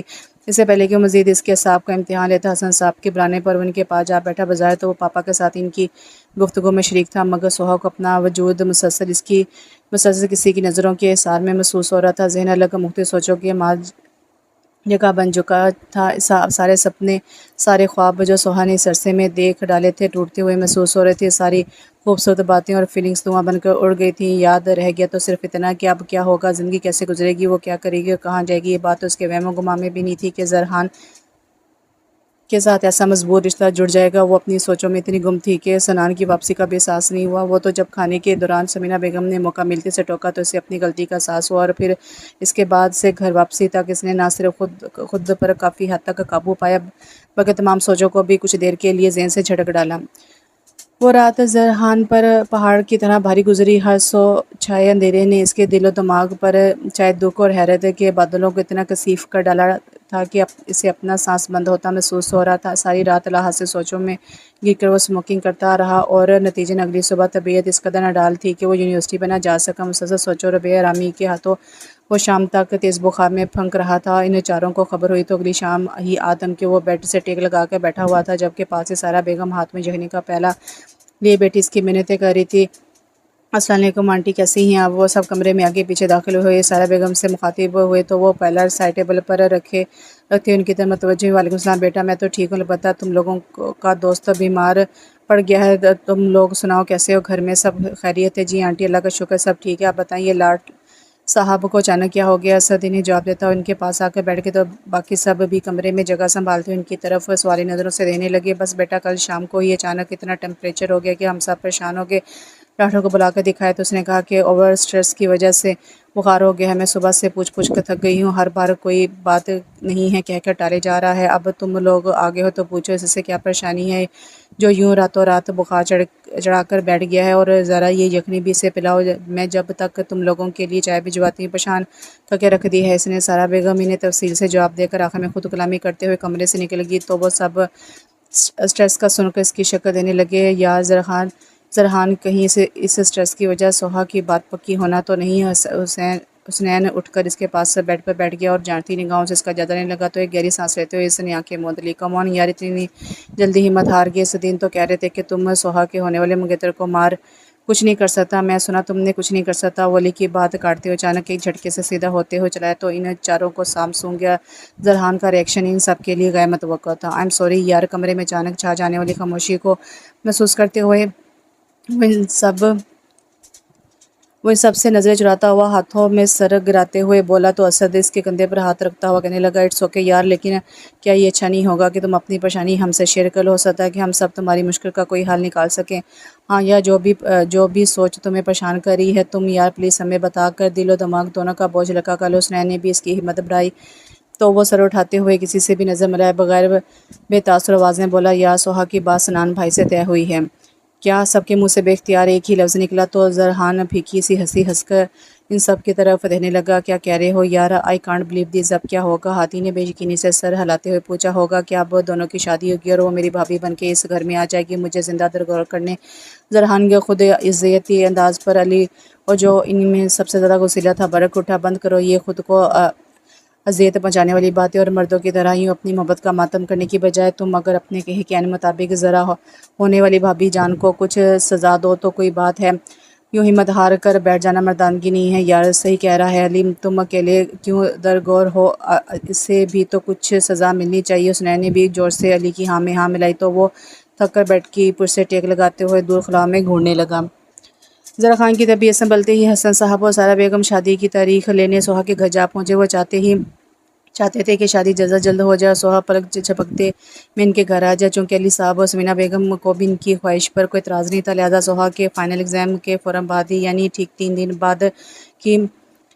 3 ماہ بعد کی ڈیٹ فکس کر دی گئی تھی۔ زرحان نے سنا تو دل پر ایک گھونسا سا لگا، مگر کمال اب سے خود کو سنبھالتے ہوئے اس نے سب کو مبارکباد دی۔ ادھر سوہا کو جب سمینہ بیگم نے اپنے تئیں یہ خوشخبری سنائی تو بجائے خوش ہونے کے وہ آنے والے وقت اور اس کی نزاکتوں کے بارے میں سوچ کر نڈال ہونے لگی۔ دونوں گھروں میں شادی کی تیاریاں زور و شور سے شروع ہو چکی تھیں، لیکن سوہا کا دل عجیب سے وہموں میں گرا بے بسی کا شکار تھا۔ ہاتھ ہوتی رنگا رنگی تیاریوں کو دیکھ کر اس کی طبیعت مزید بوجھل ہوتی جا رہی تھی۔ آخر ایک دن تنگ آ کر رانیہ نے اس کی ٹھیک ٹھاک قسم کی کلاس لے ڈالی تو اس غلط رویے کا ساز لاتے ہوئے اس بات کا حوصلہ بھی دلائے کہ زرحان ایک گھر میں رہتے ہوئے سب گھر والوں کی موجودگی میں اس کا یعنی اپنی بڑی بھابھی کا کچھ نہیں بگاڑ سکے گا، لہٰذا بہتری اسی میں کہ اپنی ہر پریشانی اللہ کے سپرد کر دے اور خود ہلکی پھلکی ہو جائے۔ رانی کی باتوں سے سو کا نہ صرف یہ کہ اپنی غلطی کا احساس ہوا بلکہ ایک گو اطمینان بھی اپنے اندر اترتا محسوس ہوا۔ ویسے بھی وہ رانیہ کے اس خیال سے 100% متفق تھی۔ آج کل کے دور میں کوئی بھی کسی کے پیچھے جوگ نہیں لیتا، اور زرحان کو تو خیر سے ویسے ہی ہر دوسرے ماہ ایک نئی لڑکی سے محبت کا بخار چڑھتا ہے، لہٰذا ایسے بنور صفت شخص سے کیا ڈرنا جو بقول رانیہ اسے اب تک بھول بھی چکا ہوگا، جبھی تو آج کل اسے یونیورسٹی میں مکمل طور پر نظر انداز کیے سوچوں یا پھر اپنے دوستوں میں گم رہتا ہے۔ اب پتہ نہیں کہ یہ رانیہ کی باتوں کا اثر تھا یا زرحان کی اس کی ذات سے لا تعلقی کہ وہ جلد ہی ان تمام سوچوں کو ذہن سے جھٹکنے میں کافی حد تک کامیاب ہو گئی تھی اور خود کو پیپرز اور شادی کی تیاری میں مصروف کر لیا۔ زرحان جیسے تیسے پیپر دے کر فارغ ہوا تو شادی کی تیاریاں عروج پر پہنچ چکی تھی۔ گھر میں ہم وقت ایک ہلچل سی مچی رہتی۔ سارا بیگم جو اب تک خاموشی سے اس کے فارغ ہونے کی منتظر تھی، اب اس سے ہر معاملے میں نہ صرف ساتھ رکھتی بلکہ کتنے ہی کام اس کے ثبوت کر چکی تھی۔ اس کی اسے زور زبردستی اور ہر شام گھر میں کزنس کے شور ہنگامے نے اسے مزید چڑچڑا کر دیا تھا۔ کبھی کبھی تو اس کا دل چاہتا کہ انہیں سب کو اٹھا کر گھر سے باہر پھینک دے۔ رہی صحیح کسر گھر میں شادی کے سلسلے میں دور دراز سے آنے والے مہمانوں نے پوری کر دی تھی۔ چونکہ یہ حسن صاحب کی گھر کی پہلی خوشی تھی، لہٰذا دور پار کے رشتہ داروں کو بھی مدعو کیا گیا تھا اور نتیجن گھر بھانت بھانت کے لوگوں سے بھر گیا۔ دوسری آنٹی زرحان پر یہ جاننے کے بعد کہ وہ اب تک فارغ ہے اور ادھر اس نئے ڈرامے کے باعث اس کا بس نہیں چلتا تھا کہ یا تو ان آنٹیوں کو گولی مار دے یا خود شوٹ کر لے۔ بالآخر زرحان کی تمام آرزوؤں و خواہشات کے برعکس وہ دن بھی آ پہنچا جب دلہن بنی سوہا رخصت و حسن ویلا میں داخل ہوئی۔ مہندی سے لے کر برات تک زرحان کا رویہ سوہا کی فیملی اور کزنس کے ساتھ اس قدر خوشک و کھینچا رہا کہ کسی نے بھی اسے چھیڑنے کی کوشش نہیں کی۔ نکاح سے کچھ دیر پہلے تو جیسے اس کا خود پر سے ہر اختیار ہی اٹھ گیا اور اس بے اختیاری نے اسے ہر مصلحت بھلا دی۔ وہ ہر چیز، ہر ذمہ داری اسد کے ثبوت کرتا حال سے باہر نکل گیا اور نہ جانے کتنی دیر بے مقصد سڑکوں پر گاڑی دوڑاتا رہا۔ وہ تو جب ذرا جذبات قابو میں آئے تو اسے اپنی کوتاہی اور حسن صاحب اور سایہ بیگم کی پریشانی اور پوزیشن کا احساس ہوا اور نہ چاہتے ہوئے بھی اس نے گاڑی واپسی کے لیے موڑ لی۔ خود کو سنبھالتا ہوا جب وہ ہال میں داخل ہوا تو کھانا اپنے انتظامی مراحل میں تھا، تمام رسمیں ہو چکی تھی اور دلہن بنی سوہا ایک حسین مورت کی طرح سنان کے پہلو میں بیٹھی تھی۔ زرحان نے ایک نظر ڈالنے کے بعد کزن سٹیج کی طرف دیکھنے سے گریز کیا اور دل ہی دل میں اسد کا شکر گزار ہوا کہ جس نے پاپا کو پتہ نہیں کیا کہہ کر مطمئن کیا تھا کہ وہ ان دونوں کے ہاتھوں اپنی بے وقت کی غیر حاضری پر بے عزت ہونے سے بچ گیا۔ کھانے کے تھوڑی دیر ہی بعد رخصتی کا شور اٹھا تو وہ سب سے پہلے اپنے دوستوں کے ساتھ ہال سے نکل کر باہر چلا گیا۔ وقت رخصت سوہا کو رو کر برا حال تھا اور جب علی صاحب نے اسے اس پرغم آنکھوں سے گلے لگاتے ہوئے پیار کیا تو سوہا کی روتے روتے ہچکی بند کی۔ یوں ہی آنسوؤں کے درمیان سوہا الوداع ہو کر حسن ویلا پہنچی تو اس کا شاندار استقبال کیا گیا۔ اتنے بہت سے لوگوں کے درمیان کون کون سی رسمیں ادا کی گئیں اسے کچھ سمجھ نہیں ہے، لیکن جب زرحان کو اس کی خالہ اور کزنس زبردستی کھینچتے ہوئے گھٹنا پکڑائی کی رسم کے لیے، جس میں دیور اپنی نئی نویلی بھابھی کا گھٹنا پکڑ کے اس کے قدموں میں بیٹھ جاتا ہے اور تب تک گھٹنے سے ہاتھ نہیں ہٹاتا جب تک اس کی منہ مانگا نیک نہیں مل جاتا، سوہا کے مقابل لے کر آئی تو اس کی تمام حساسیت بیدار ہوگی۔ ہاتھ پاؤں برف کی طرح ٹھنڈے پڑ گئے، دل الگ حلق میں دھڑکنے لگا۔ سمجھ نہیں آ رہا تھا کہ اس سچویشن کو کس طرح سامنا کرے۔ دوسری طرف زرحان ناگہانی آفات کی طرح نازل ہو جانے والی اپنی کزنس اور خالوں کو اپنے گرد دیکھ کر ایک لمحے کے لیے بورکھلا گیا اور اسی گھبراہٹ کا فائدہ ان سب نے اٹھایا۔ آنن فانن وہ اسے گھیر کر سوہا کے پاس لے اور اس کے مقابلے بٹھاتے ہوئے خود ان دونوں کے گرد اشتعال سے دائرہ بنا کر کھڑی ہو گئی۔ ہر کوئی زرحان کو سوہا کا گھٹنا زور سے پکڑنے اور بھاری بھرکم نیک لینے کی ہدایت کر رہا تھا، جبکہ خود اس کی سمجھ نہیں آ رہا تھا کہ وہ کیا کرے۔ چاروں طرف شور تھا، آوازیں تھیں، کہکہے مگر اتنے ہنگامے کے باوجود زرحان کو اپنے دل کی دھڑکن تک سنائی دے رہی تھی۔ ہاتھوں میں لرزش سی اتر آئی تھی۔ جھجکتے ہوئے اس نے سوہا کی طرف دیکھے بغیر جو ہی اپنا کامتا ہاتھ اس کے گھٹنے پر رکھا، اس سے لگا جیسے کرنٹ کی ایک تیز لہر اس کے اندر دوڑ گئی ہو۔ بے اختیار اس نے اپنا ہاتھ ایک جھٹکے سے واپس کھینچ لیا۔ اس سے پہلے کہ وہ سب اسے دوبارہ سوہا کا گھٹنا پکڑنے کو کہتے، اس کا موبائل بج اٹھا اور وہ جو پہلے ہی فرار کے راستے ڈھونڈ رہا تھا برق سی تیزی سے اٹھا اور ان سب کو ایک طرف ہٹاتے ہوئے موبائل ہاتھ میں لیے باہر نکل گیا۔ اس کے جانے کی دیر تھی کہ سوہا نے اپنی نہ جانے کب سے رکی ہوئی سانسیں بحال کی اور شاید اللہ کو اس کے حال پر رحم آ گیا تھا جو اس وقت اس کی گلو خلاصی ہو گئی تھی۔ بہرحال جو بھی ہوا، اس کے بعد سوہا کو زرحان اپنے قریب تو کیا ارد گرد بھی دکھائی نہیں دیا تھا۔ خدا خدا کر کے رسمیں ختم ہوئی تو سنان کی کزنس اور رشتے کی بھابھیوں نے سوہا کو اس کے کمرے میں پہنچا دی، جبکہ باہر زرخان حسن صاحب اور سنان کے ساتھ مہمانوں کو سی آف کرنے میں مصروف تھے۔ مہمانوں کی رخصت ہوتے ہی سنان سمیت سب نے اپنے کمروں کا رخ کیا تو وہ بے اختیار اپنی گاڑی کی طرف بڑھ گیا۔ ان چاروں کو تو وہ پہلے ہی تسلی دے کر رخصت کر چکا تھا، اب جو تنہائی میسر آئی تو وہ خود پر بٹھائے ضبط کے تمام بندھن توڑ بیٹھا۔ کتنی ہی دیر اس کی سسکیاں گاڑی کی خاموش فضا میں گونجتی رہی، پھر اس سے نہیں پتہ چلا کہ وہ کتنی دیر سڑکوں پر مارا مارا پھرتا رہا۔ پتہ تھا تو صرف دل میں اٹھنے والے اس طوفان کا، جس کی لہر اس کے وجود میں ایک ناقابل برداشت درد اور شور پیدا کر رہی تھی، اور اس درد سے نجات کا جو حل اس نے ڈھونڈا، اس کے نتیجے میں صبح 4 بجے جب اس نے خاموشی میں ڈوبے گھر میں قدم رکھا تو اس کی چال میں لڑکھڑاہٹ اتنی زیادہ تھی کہ اسے اپنے کمرے تک پہنچنا محال لگ رہا تھا۔ دماغ الگ اس قدر معاف ہو رہا تھا کہ اسے کچھ سجائی نہیں دے رہا تھا۔ بالآخر کرتے پڑتے وہ اپنے کمرے میں داخل ہوا تو بے اختیار ہی بیڈ پر جوتوں سمیت جھول کر گر پڑا، اور فقط چند لمحوں میں ہی اپنے آپ سے بھی غافل ہو گیا۔ پر ذہان کی جب آنکھ کھلی تو دوپہر کے 2:30 بج رہے تھے۔ پہلے پہل تو اس کے سمجھ میں نہیں آیا کہ وہ اس وقت تک بستر میں کیا کر رہا ہے، وہ بھی اپنے نئے بستر میں، سوٹ اور جوتوں سمیت۔ مگر پھر جیسے جیسے اس کا ذہن بیدار ہوتا گیا، اس کو پچھلی رات کی تمام باتیں یاد آتی چلی گئیں۔ گہری سانس لیتا وہ اٹھ بیٹھا اور بھاری سر کو جھٹکتے ہوئے انگلیوں سے بالوں کو سیٹ کرتا ہوا جھک کر اپنے جوتے اتارنے لگا، لیکن اگلے ہی پل کھڑے ہونے کی کوشش میں وہ بری طرح لڑکھڑایا۔ بے اختیار ہی سر کو پکڑ کر وہ بیٹھتا چلا گیا۔ اس قدر زور کا چکر آیا تھا کہ پورا کمرہ گھومتا محسوس ہوا، جبکہ دل الگ متلا رہا تھا۔ اگلے ہی لمحے وہ چکروں کو بھول کر گرتا پڑتا باتھ روم کی طرف بھاگا۔ کر لینے کے بعد کچھ سکون محسوس ہوا تو وہ شاور لینے جا گھسا۔ کتنی دیر بعد جب باتھ روم سے نکلا تو خود کو کافی حد تک بہتر پایا۔ وہ بال سنوارتا ہوا سیدھا کچن میں آیا اور رشید کو ایک کپ بلیک کافی کا کہہ کر وہ جیسے ہی لاؤنج میں داخل ہوا، نظر سیدھی ہنستے مسکراتے سنان پر پڑی جو سب کزنز کے ساتھ بیٹھا کسی بات پر ہنس رہا تھا۔ ان سب کے درمیان کسی بات پر زبردست کی بحث چھڑی ہوئی تھی۔ شور اتنا تھا کہ کان پڑی آواز سنائی نہیں دے رہی تھی، مگر اس سب کے باوجود ذہان ہر بات سے بے نیاز ہو کر دروازے کے بیچوں بیچ کھڑا، ٹکٹکی باندھے اس کے چہرے پر پھیلے ہوئے خوشی کے رنگوں کو دیکھ رہا تھا۔ پا لینے کی چمک کی شخصیت کو جیسے چار چاند لگا دیے تھے۔ ذرحان بیٹا اٹھ گئے ہو؟ اپنے پیچھے سارا بیگم کی محبت بھری آواز سن کر وہ چونکتے ہوئے پلٹا تو وہ اس کا جواب سنے بغیر اپنی بات جاری رکھتے ہوئے بولی، بیٹا تم ناشتہ کرو گے یا پھر کھانا کھاؤ گے؟ ماما ابھی تو میں صرف کافی پیوں گا۔ کوئی ضرورت نہیں خالی پیٹ کالی سیاہ کافی پینے کی، سیدھے طریقے سے چل کر سب کے ساتھ کھانا کھاؤ اور اس کے بعد جا کر ہوٹل کا ایک چکر لگا کر شام کی تقریب کا انتظام دیکھو۔ وہ اسے گھورتے ہوئے بولی، لیکن ماما کوئی اگر مگر نہیں، اور خبردار جو تم آج کی تقریب کے دوران کہیں غائب ہوئے تو کل تو میں تمہاری لاپرواہی پر چپ ہو گئی تھی، مگر آج اپنی طرف کی تقریب میں اگر تم نے ایسی کوئی غیر ذمہ دارانہ حرکت کی تو میں بہت برے طریقے سے پیش آؤں گی، سمجھے تم؟ سارا بیگم نے اس کی بات کاٹ کر سخت لہجے میں سے تنبیہ کی تو وہ بے بسی سے اس بات میں سر ہلا کر رہ گیا۔ شام میں وہ پوری ذمہ داری کا مظاہرہ کرتے ہوئے سب سے پہلے حسن صاحب اور سارا بیگم کے ساتھ ہوٹل پہنچا اور ہونٹوں پر مصنوعی مسکراہٹ سجا کر مہمانوں کو ریسیو کرنے لگا، مگر یہ زبردستی کی مسکراہٹ بھی اس وقت اس کا ساتھ چھوڑ گئی جب پارلر سے دلہن بنی سوہا نے اس کی کزنز کی میت میں حال کے سمت دروازے میں قدم رکھا۔ ذرحان جو بے خیالی میں باہر کی جانب ہی متوجہ تھا، اسے دلہن کے بے پناہ حسین روپ میں دیکھ کر ایک لمحے کے لیے شاٹ رہ گیا۔ ہر مصلیت بھول گئی، یاد رہی تو صرف دلہن بنی سوہا جو پیچھے جب بھجے قدم اٹھاتی اس کی طرف بڑھ رہی تھی، مگر جیسے ہی وہ اس کے پاس سے گزر کر سامنے اسٹیج پر بیٹھے سنان کی طرف بڑھی، ذرحان ایک جھٹکے سے جیسے ہوش میں آ گیا۔ سوہا کو سنان کی طرف بڑھتے دیکھ اسے یوں محسوس ہوا جیسے کوئی اس کی روح جسم سے کھینچ رہا ہو، جیسے اس کا دل اس کے سینے سے نکل کر سوہا کے ہر اٹھتے قدم کے ساتھ لپٹ کر بہن کر رہا ہو، واسطے دے رہا ہو اسے محبت کے، جس کی گہرائیوں کو کبھی اس نے محسوس ہی نہیں کیا، جانا ہی نہیں، پہچانا ہی نہیں۔ فاصلے ایسے بھی ہوں گے یہ کبھی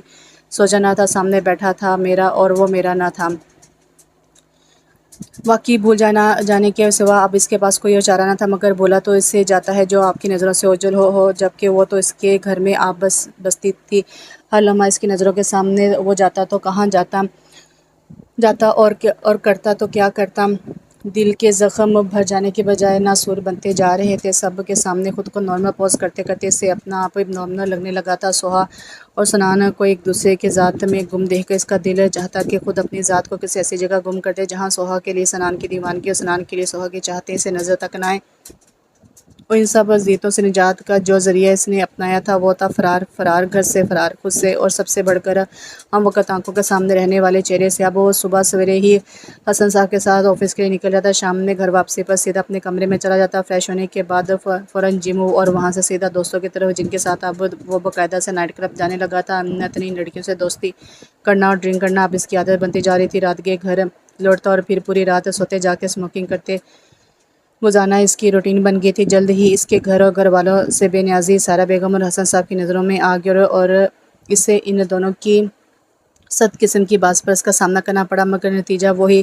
ڈھا کے 3 باتیں اس نے جو راہ اپنے لیے چن لی تھی وہ اس سے اب پڑھنے پر ہرگز بھی تیار نہ تھا، لہٰذا دونوں آج کل اس کے لیے کافی پریشان رہنے لگے تھے۔ رہا سنان تو وہ اس کی ذات سے بے نیاز ہی رہتا تھا، جبکہ سہا کے لیے زرحان کی گھر سے بھی اتنی بے نیازی سکون کا باعث تھی۔ شادی کے اولین دنوں میں سہا کا کوئی بھی لمحہ ایسا نہیں گزرا تھا کہ جس میں زرحان کی دھمکی یاد نہ آئی ہو۔ ہر وقت کہیں کچھ نہ کچھ کر دینے کا خوف اس کو سنان کی محبتوں اور وفاداریوں کو کھلے دل سے محسوس بھی نہیں کرنے دیتا تھا، مگر جب ہنی مون سے واپسی پر لائف سٹائل آہستہ آہستہ روٹین کی طرف آئی تو اسے یہ بات نہ صرف حیران بلکہ کافی حد تک مطمئن بھی کر گئی کہ زرحان اسے تنگ کرنا تو دور کی بات اس کی طرف دیکھتا تک نہیں تھا کہ وہ تو اپنے گھر والوں تک سے نہایت ہی مختصر بات چیت کرتا۔ یہ سارا دن گھر سے غائب رہنے کے بعد نجات رات کے کس پہر واپس لوٹتا تھا، نہ جانے رات کے کس پہر واپس لوٹتا تھا۔ سنان سے جب اس نے یوں ہی سرسری انداز میں زرحان کے گھر اور گھر والوں سے بے نیازی کا ذکر کیا تو کندھے اچا کر وہ اپنی مرضی کا مالک ہے اور یہ کہہ کر کہ ہم نے ساری زندگی کبھی ایک دوسرے کے معاملات میں انٹرفیئر نہیں کیا اور نہ کریں گے کہہ کے اسے خاموش کرا گیا۔ اب تو کافی حد تک زحا کو بھی دونوں بھائیوں کے درمیان حائل خلیج کا اندازہ ہو گیا تھا، اور ساتھ ہی مزید اطمینان بھی کہ سنان کم سے کم بھائی کی محبت میں اس کی کسی بات پر آنکھیں بند کر کے یقین نہیں کرے گا، کیونکہ ایسی کوئی بھی محبت ان دونوں کے درمیان موجود ہی نہیں تھی۔ رات کے 12 بج رہے تھے اور ابھی تک زرحان کا کچھ پتہ نہیں تھا۔ سہا کی سمجھ میں نہیں آ رہا تھا کہ وہ مزید کتنی دیر اس کا انتظار کرے۔ سب گھر والے سونے کے لیے اپنے اپنے کمروں میں جا چکے تھے، صرف وہی سائرہ بیگم کی ہدایت کے پیش نظر لاؤنج میں بیٹھی اس کا انتظار کرتی تھی۔ روز یہ ڈیوٹی سائرہ بیگم خود انجام دیتی تھی، اور اس بار 12 ساڑھے 12 تک زرحان کے انتظار میں بیٹھی رہتی تاکہ اس سے کھانے وغیرہ کا پوچھ سکے، لیکن اگر وہ اس سے بھی زیادہ لیٹ ہو جاتا تو مجبوری میں وہ سونے کے لیے چلی جاتی۔ صبح نماز کے لیے جلدی اٹھنا ہوتا تھا۔ آج چونکہ ان کا صبح سے بلڈ پریشر ہائی تھا، لہٰذا وہ سہا کو زرحان کا انتظار کرنے اور اسے کھانا دینے کی ذمہ داری سونپتے ہوئے عشاء کے فوراً بعد اپنے کمرے میں چلی گئی تھی، اور سہا تمام کاموں سے فارغ ہو کر ایک کوفت کے عالم میں بیٹھی اس کا انتظار کر رہی تھی۔ ہلکی ہلکی گھبراہٹ علیحدہ آواز پر سوار ہو رہی تھی۔ ٹھیک 12:30 بجے گیٹ کھلنے اور پورچ میں گاڑی رکنے کی آواز آئی تو وہ بے اختیار پاس پڑا میگزین اٹھا کر کھنگانے لگی۔ جیسے ہی زرحان لاؤنج میں داخل ہوا، نظر سیدھی سامنے صوفے پر آسمانی جوڑے میں ملبوس میگزین ہاتھ میں لیے سہا پر پڑی، جو اس کے ٹھٹک کر رک جانے کے باعث اب اس ہی کی طرف متوجہ ہو گئی تھی۔ دونوں کی نظریں ملنے کی دیر تھی۔ زرحان کی آنکھیں چراتے ہوئے سیڑھیوں کی طرف بڑھ گیا۔ سہا نے جو اسے یوں بے نیازی سے آگے بڑھتے دیکھا تو سائرہ بیگم کی ہدایت کے پیش نظر اسے آواز دے ڈالی، زرحان! سہا کی آواز خاموشی میں گونجی تو وہ ایک جھٹکے سے اپنی جگہ پر رک گیا اور حیرانی کے عالم میں مڑ کر اس کا چہرہ دیکھنے لگا، جس کی گھبراہٹ اس کے چہرے سے ہی عیاں تھی۔ آپ نے مجھ سے کچھ کہا؟ وہ دھیرے دھیرے قدم بڑھاتا اس سے کچھ فاصلے پر آ کر ٹھہر گیا۔ جی، وہ دراصل ماما کی آج طبیعت ٹھیک نہیں تھی، اس لیے وہ سونے کے لیے چلے گی اور مجھے آپ سے کھانے کا پوچھنے کے لیے کہہ گئی تھی۔ میں نے آپ کو اسی مقصد کے لیے آواز دی تھی۔ کیا آپ کھانا کھائیں گے؟ سہا نے خوش لبوں پر زبان پھیرتے ہوئے بات مکمل کی تو اس کی حالت پر نہ چاہتے ہوئے بھی زرحان کے لبوں پر مسکراہٹ دوڑ گئی۔ ایک لمحے میں اس کی حالت سے مزید لطف اٹھانے کے لیے اس نے کھانا کھانے کا فیصلہ کر لیا، حالانکہ وہ ڈنر اپنے دوستوں کے ساتھ کر چکا تھا۔ جی کیوں نہیں؟ ویسے بھی آپ اتنی اپنائی سے پوچھ رہی ہیں کہ انکار کرنے کو دل نہیں چاہ رہا۔ آپ ہاتھ منہ دھو لیں، میں تب تک کھانا گرم کرتی ہوں۔ اس کے انداز سے وہ اندر ہی اندر خائف ہو گئی، مگر بظاہر لاپرواہی سے جواب دیتے ہوئے مڑ کر کچن کی طرف چل دی تو کچھ سوچ کر زرحان کی مسکراہٹ مزید گہری ہو گئی۔ 5 منٹ بعد جب وہ فریش ہو کر کچن میں آیا تو سہا وہاں رکھی چھوٹی سی میز پر اس کے لیے کھانا لگا رہی تھی۔ یہی آرزو تو اس نے بھی کی تھی۔ سہا اس کے آنگن میں اس کا انتظار کرتی، اس کی ضرورتوں کا خیال رکھتی، مگر باہری قسمت آج وہ اس کے گھر میں بھی موجود تھی اور اس کا انتظار بھی کر رہی تھی، مگر ایک ایسے رشتے کے ناطے جس کے بارے میں اس نے کبھی خواب میں بھی نہیں سوچا تھا۔ اسے دروازے میں دیکھ کر سہا کے تیزی سے چلتے ہاتھ تھم گئے۔ وہ نہ جانے کن گہری سوچوں میں گم تھا کہ اسے متوجہ کرنے کے لیے سہا کو بالآخر آواز دینی ہی پڑی۔ زرحانہ، کھانا ٹھنڈا ہو رہا ہے۔ وہ چونکہ اسے دیکھنے لگا تو وہ ٹیبل پر رکھے کھانے کی طرف اشارہ کرتے ہوئے بولی۔ خود پر قابو پاتے ہوئے تیزی سے آگے بڑھا اور کرسی سنبھال کر کھانے کی طرف متوجہ ہو گیا۔ اسے معلوم تھا کہ سہا کچن سے نکلنے میں منٹ نہیں لگائے گی، لہٰذا اسے وہاں کچھ دیر اور رکنے کے لیے وہ کھانے سے ہاتھ روکتے ہوئے بولا، پلیز 1 کپ چائے بنا دیں، میرے سر میں بہت درد ہو رہا ہے۔ اس کی بے وقت کی فرمائش پر سہا اندر ہی اندر کڑتے ہوئے خاموشی سے کوکنگ رینج کی جانب بڑھی تو اس کی پشت پر نظر جماتے ہوئے زرحان کے لب ایک مرتبہ پھر مسکرا اٹھے۔ صحیح تو کہتا ہے علی، وہ اکیلا کیوں ساری تکلیفیں اور دکھ جھیلے، کچھ تو مزہ بھابھی جان کو بھی چکھنا چاہیے نا۔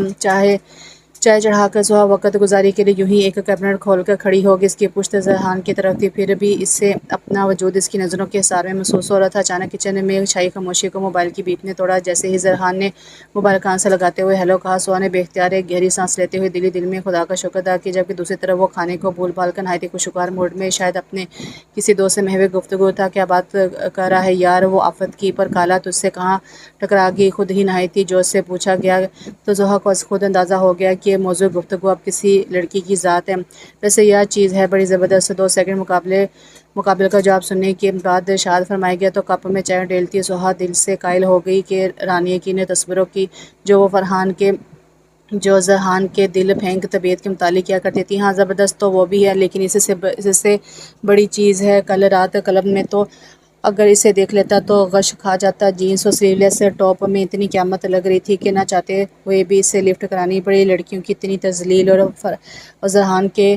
زرحان کے گھٹیا انداز گفتگو نے چائے کا کپ اس کے سامنے رکھتی زحا کے ہاتھ ایک طرف کپکپا دیے۔ ہاتھوں کی اس لرزش اور زرحان نے جس کی پوری توجہ دراصل زحا کی طرف تھی، نظریں اٹھا کر اس کے چہرے کی طرف دیکھا جو شرم سے یم پھر غصے سے کانوں کی لو تک سرخ ہو رہا تھا۔ کپ رکھتے ہی وہ ہوا کے جھونکے کی مانند تیزی سے کچن سے نکل گئی تو زرحان نے بھی پہلے سے ہولڈ پر رکھے ہوئے موبائل فون کو نیچے رکھتے ایک زہریلی مسکراہٹ کے ساتھ کپ اٹھا کر لبوں سے لگا لی۔ وہ ایسی بچکانہ حرکت کیوں کر بیٹھا تھا، اس کی وجہ تو ٹھیک سے شاید خود اسے بھی معلوم نہ تھی۔ اسد نے تو صرف کل اس کے آفس کے آنے کی اطلاع دیتے ہوئے فون بند کر دیا تھا۔ یہ بات باقی بے سر و باتیں تو وہ خود ہی ہانک رہا تھا۔ اب جو سہا نظروں سے اوجھل ہوئی تو بے اختیار اسے اپنی فضول و غیر ردی حرکت پر شرمندگی محسوس ہوئی۔ شاید اسی طرح کی گفتگو کر کے وہ سہا سے اپنی دگرگو حالت چھپانا چاہتا تھا، یا شاید وہ اس پر یہ ثابت کرنا چاہتا تھا کہ جس طرح وہ بہت خوش و خرم و مطمئن ہے، بالکل اسی طرح سہا کی جدائی نے اس پہ یا اس کی زندگی پر کوئی اثر نہیں ڈالا۔ اس کے لیے بھی سہا کا ہونا یا نہ ہونا کوئی معنی نہیں رکھتا تھا۔ ماما زرحان سارہ بیگم کو آوازیں دیتا ان کے کمرے میں داخل ہوا تو وہ سہا کے ہاتھ سے گولی اور پانی کا گلاس لیتے ہوئے نکہت سے گویا ہے، جی بیٹا کیا بات ہے، آپ کو کیا ہوا ہے؟ وہ اپنی بات بھول کر تیزی سے بیڈ کی طرف بڑھا اور ان کی پیشانی کو چھوتے ہوئے پریشانی سے سوال کرنے لگا، ہونا کیا ہے؟ بس اس بلڈ پریشر نے پچھلے 2 دن سے جان عذاب میں کر رکھی ہے، سمجھ میں نہیں آتا کیا کروں۔ آئے میں آپ کو ابھی ڈاکٹر کے پاس لے کر چلتا ہوں۔ وہ ان کا ہاتھ تھام کر اٹھتے ہوئے بولا، پریشان ہونے کی ضرورت نہیں ہے بیٹا، سنان رات ہی ڈاکٹر کے پاس لے گیا تھا، ابھی 2 دن اس کی دی ہوئی دوا استعمال کر لینے دو، اگر آرام نہ آئے تو پھر تم مجھے ڈاکٹر کے پاس لے جانا۔ وہ پیار سے اس کا بازو تھام کر سمجھاتے ہوئے بولی تو اپنے بھائی کے نرم انداز پر اسے اپنی لاپرواہی اور سنان کی احساس ذمہ داری پر ڈھیروں غصہ آیا۔ تجھ سے میں بعد میں نپٹتا ہوں، اس نے دل میں سوچا۔ ویسے تم مجھے آوازیں کیوں دے رہے تھے؟ انہوں نے اسے اپنے کمرے میں آنے کی وجہ یاد دلائی تو وہ بے اختیار پاس پڑی دھلی ہوئی شرٹ اٹھاتے ہوئے کھڑا ہوا، کچھ نہیں ماما، میں بس یوں ہی۔ اس سے پہلے کہ وہ کوئی بات بتاتا سارہ بیگم کی نظریں اس کے ہاتھ میں مڑی توڑی شرٹ پر پڑی اور وہ اس کی بات کاٹتے ہوئے بولی، زرخان یہ شرٹ اپنی بھابھی کو دے دو، وہ پریس کر دیتی ہے بیٹا۔ اور سہا بیٹا اب ذرا مجید کو کہہ کر آج ہی نئی دھوبی کا بندوبست کرواؤ، اس والے کی چھٹیوں سے تو میں عاجز آ گئی ہوں۔ وہ دونوں کو ہدایت دیتے ہوئے مڑ کر اپنے پیچھے تکیہ درست کرنے لگی تو سہا خاموش کھڑے زرحان کی طرف متوجہ ہوئی، لائیں یہ شرٹ اور اپنی 2-3 شرٹیں آپ مجھے دے دیں، میں پریس کر دیتی ہوں۔ سہا کی بات پر زرحان ایک نظر اس کے چہرے پر ڈال کر چپ چاپ شرٹ ہاتھ میں لیے کمرے سے نکل گیا۔ اس کی خاموشی پر سہا ایک نظر آنکھیں موندے ساس پر ڈالی اور کچھ سوچتے ہوئے دروازے کی طرف بڑھ گئی۔ یس کم ان دروازے پر دستک سن کر زرحان نے الماری کی اجازت لیتے ہوئے مڑے بغیر کہا۔ سہا نے جھجکتے ہوئے کمرے میں قدم رکھا اور وہ آج پہلی مرتبہ زرحان کے کمرے میں آئی تھی۔ باوجود گھبراہٹ کے وہ کمرے کے شاندار انٹیریئر اور نہایت ہی ڈیسنٹ کلر اسکیم سے متاثر ہوئے بغیر نہ رہ سکی۔ زرحان جیسے لاپرواہ شخص کی اتنی خوبصورت چوائس ہو سکتی، اس بات پر اسے کافی حیرت ہو رہی تھی۔ کمرے میں بالکل خاموشی محسوس کرتے ہوئے زرحان اپنی مصروفیات ترک کرتا ہوا جیسے ہی پلٹا، نظر سیدھی دروازے کے پاس ششر پنج میں گری۔ سہا پر پڑی، جی فرمائیے۔ زرحان نے سینے پر ہاتھ باندھتے ہوئے تشویش سے پوچھا، نہ جانے کیوں اسے اپنے کمرے میں دیکھ کر اس کا پارا مزید ہائی ہو گیا تھا۔ جی چاہ رہا تھا سب کچھ تہس نہس کر دے، بالکل اسی طرح جس طرح اس کے دل کی دنیا کر دی گئی تھی۔ میں آپ کی شرٹ لینے آئی تھی تاکہ آپ میرا کام کس رشتے سے انجام دے رہی ہیں؟ اس کی بات کاٹتے ہوئے زرحان نے سختی سے سوال کیا تو سہا حیرت سے اس کی چہرے کو تکنے لگی۔ زرحان کے انداز اور سوال پر اس سے اپنے اندر غصے کی شدید لہر اٹھتی محسوس ہوئی، جسے دباتے ہوئے جب وہ بولی تو سرد مہری لہجے پر غالب تھی۔ میں بھابھی ہوں آپ کی۔ لفظ بھابھی پر اس نے خاصا زور دیا تو ایک طنز مسکراہٹ زرحان کے لبوں پر پھیل گئی۔ ہوں بھابھی، میں نے آج تک اپنے بھائی کو دل سے بھائی نہیں مانا تو تمہیں کیسے بھابھی مان لوں؟ تمہیں اگر اس رشتے کو منوانا ہے تو پہلے میرا حساب برابر کرو۔ جو تمہاری طرف نکلتا ہے وہ آپ سے تم پر آتے ہوئے دھیرے دھیرے چلتا ہوا اس کے بالکل مقابل آ کر کھڑا ہوا تو سوہا نے بھی آج حساب برابر کرنے کی ٹھان ہی لی اور بے خوفی سے اس کی آنکھوں میں دیکھتے ہوئے بڑے طنز سے پوچھنے لگی، حساب؟ کس حساب کی بات کر رہے ہو تم؟ جہاں تک مجھے یاد پڑتا ہے تم جیسے فلیرٹی انسان کے ساتھ میرا تو کبھی کوئی تعلق ہی نہیں رہا، پھر حساب کتاب کہاں سے آ گیا؟ صحیح کہا، تمہارے نزدیک مجھ سے تمہارا کوئی تعلق کبھی رہا ہی نہیں ہے، لیکن میرے نزدیک میرا تم سے تعلق کبھی ٹوٹا ہی نہیں۔ یاد ہے میں نے تمہیں ایک بار پہلے بھی کہا تھا اور آج بھی کہہ رہا ہوں کہ تم مجھے چاہتی ہو یا نہیں، مجھے اس بات سے کوئی غرض نہیں۔ غرض ہے تو صرف اس بات سے کہ میں تمہیں چاہتا تھا، چاہتا ہوں اور چاہتا رہوں گا۔ پھر تو اب تک تم یہ بات بھی سمجھ چکے ہوگے کہ تمہارے چاہنے یا نہ چاہنے سے کچھ نہیں ہوتا، ہوتا وہی ہے جو منظور خدا ہوتا ہے، اور میرے اللہ کو یہ منظور ہی نہیں تھا کہ تم میرے شریک سفر بنتے، کیونکہ اللہ کا وعدہ ہے کہ مومنہ کے لیے مومن اور عیبدار کے لیے عیبدار۔ سوہا کے پرسکون انداز میں کیے گئے طنز نے زرحان کے غصے کو جیسے بھڑکا کر رکھ دیا۔ پلک جھپکتے اس نے کراتے ہوئے آگے بڑھ کر سوہا کی کلائی تھام لی اور ایک جھٹکے سے اس کا بازو مروڑ کر کمر کے پیچھے اس طرح لے گیا کہ تکلیف کے مارے اس کی چیخ نکل گئی۔ جی تو چاہتا ہے کہ اپنے عیبدار ہونے کی ایک جھلک تمہیں دکھا ہی دوں تاکہ تم دوبارہ خود کو اتنے فخر سے مومنہ اور مجھے عیبدار نہ کہہ سکو۔ زرحان چھوڑو میرا بازو وحشی انسان! سوہا خوف اور تکلیف سے چلائی تو ایک جھٹکے سے زرحان نے اس کا بازو چھوڑ دیا۔ جھٹکا اتنا شدید تھا کہ سوہا منہ کے بل گرتے گرتے بچی۔ گھٹیا شخص، تم میرے تو کیا کسی کی بھی لڑکی کے قابل نہیں ہو؟ تم کیا سمجھتے ہو کہ تم مجھے ڈراؤ گے اور میں ڈر جاؤں گی؟ میں آج اس سنان اور ماما کو ساری بات بتا کر تمہارا اصل چہرہ سب کو دکھاتی ہوں، تم خود کو سمجھتے کیا ہو؟ ساری اکڑ نکل جائے گی تمہاری۔ سوہا سنبھل کر اپنا بازو سہلتے ہوئے غصے سے چلائی تو زرحان نہایت پرسکون انداز میں اس کا جائزہ لینے لگا۔ اسے تکلیف میں دیکھ کر ایک عجیب سا سکون اس کے رگ و اعضاء میں سرایت کر رہا تھا۔ لمحوں میں اس کا غصہ ٹھنڈا پڑ گیا اور سوہا کی دھمکی پر بے اختیار ایک طنزیہ مسکراہٹ اس کے لبوں کا احاطہ کر گئی۔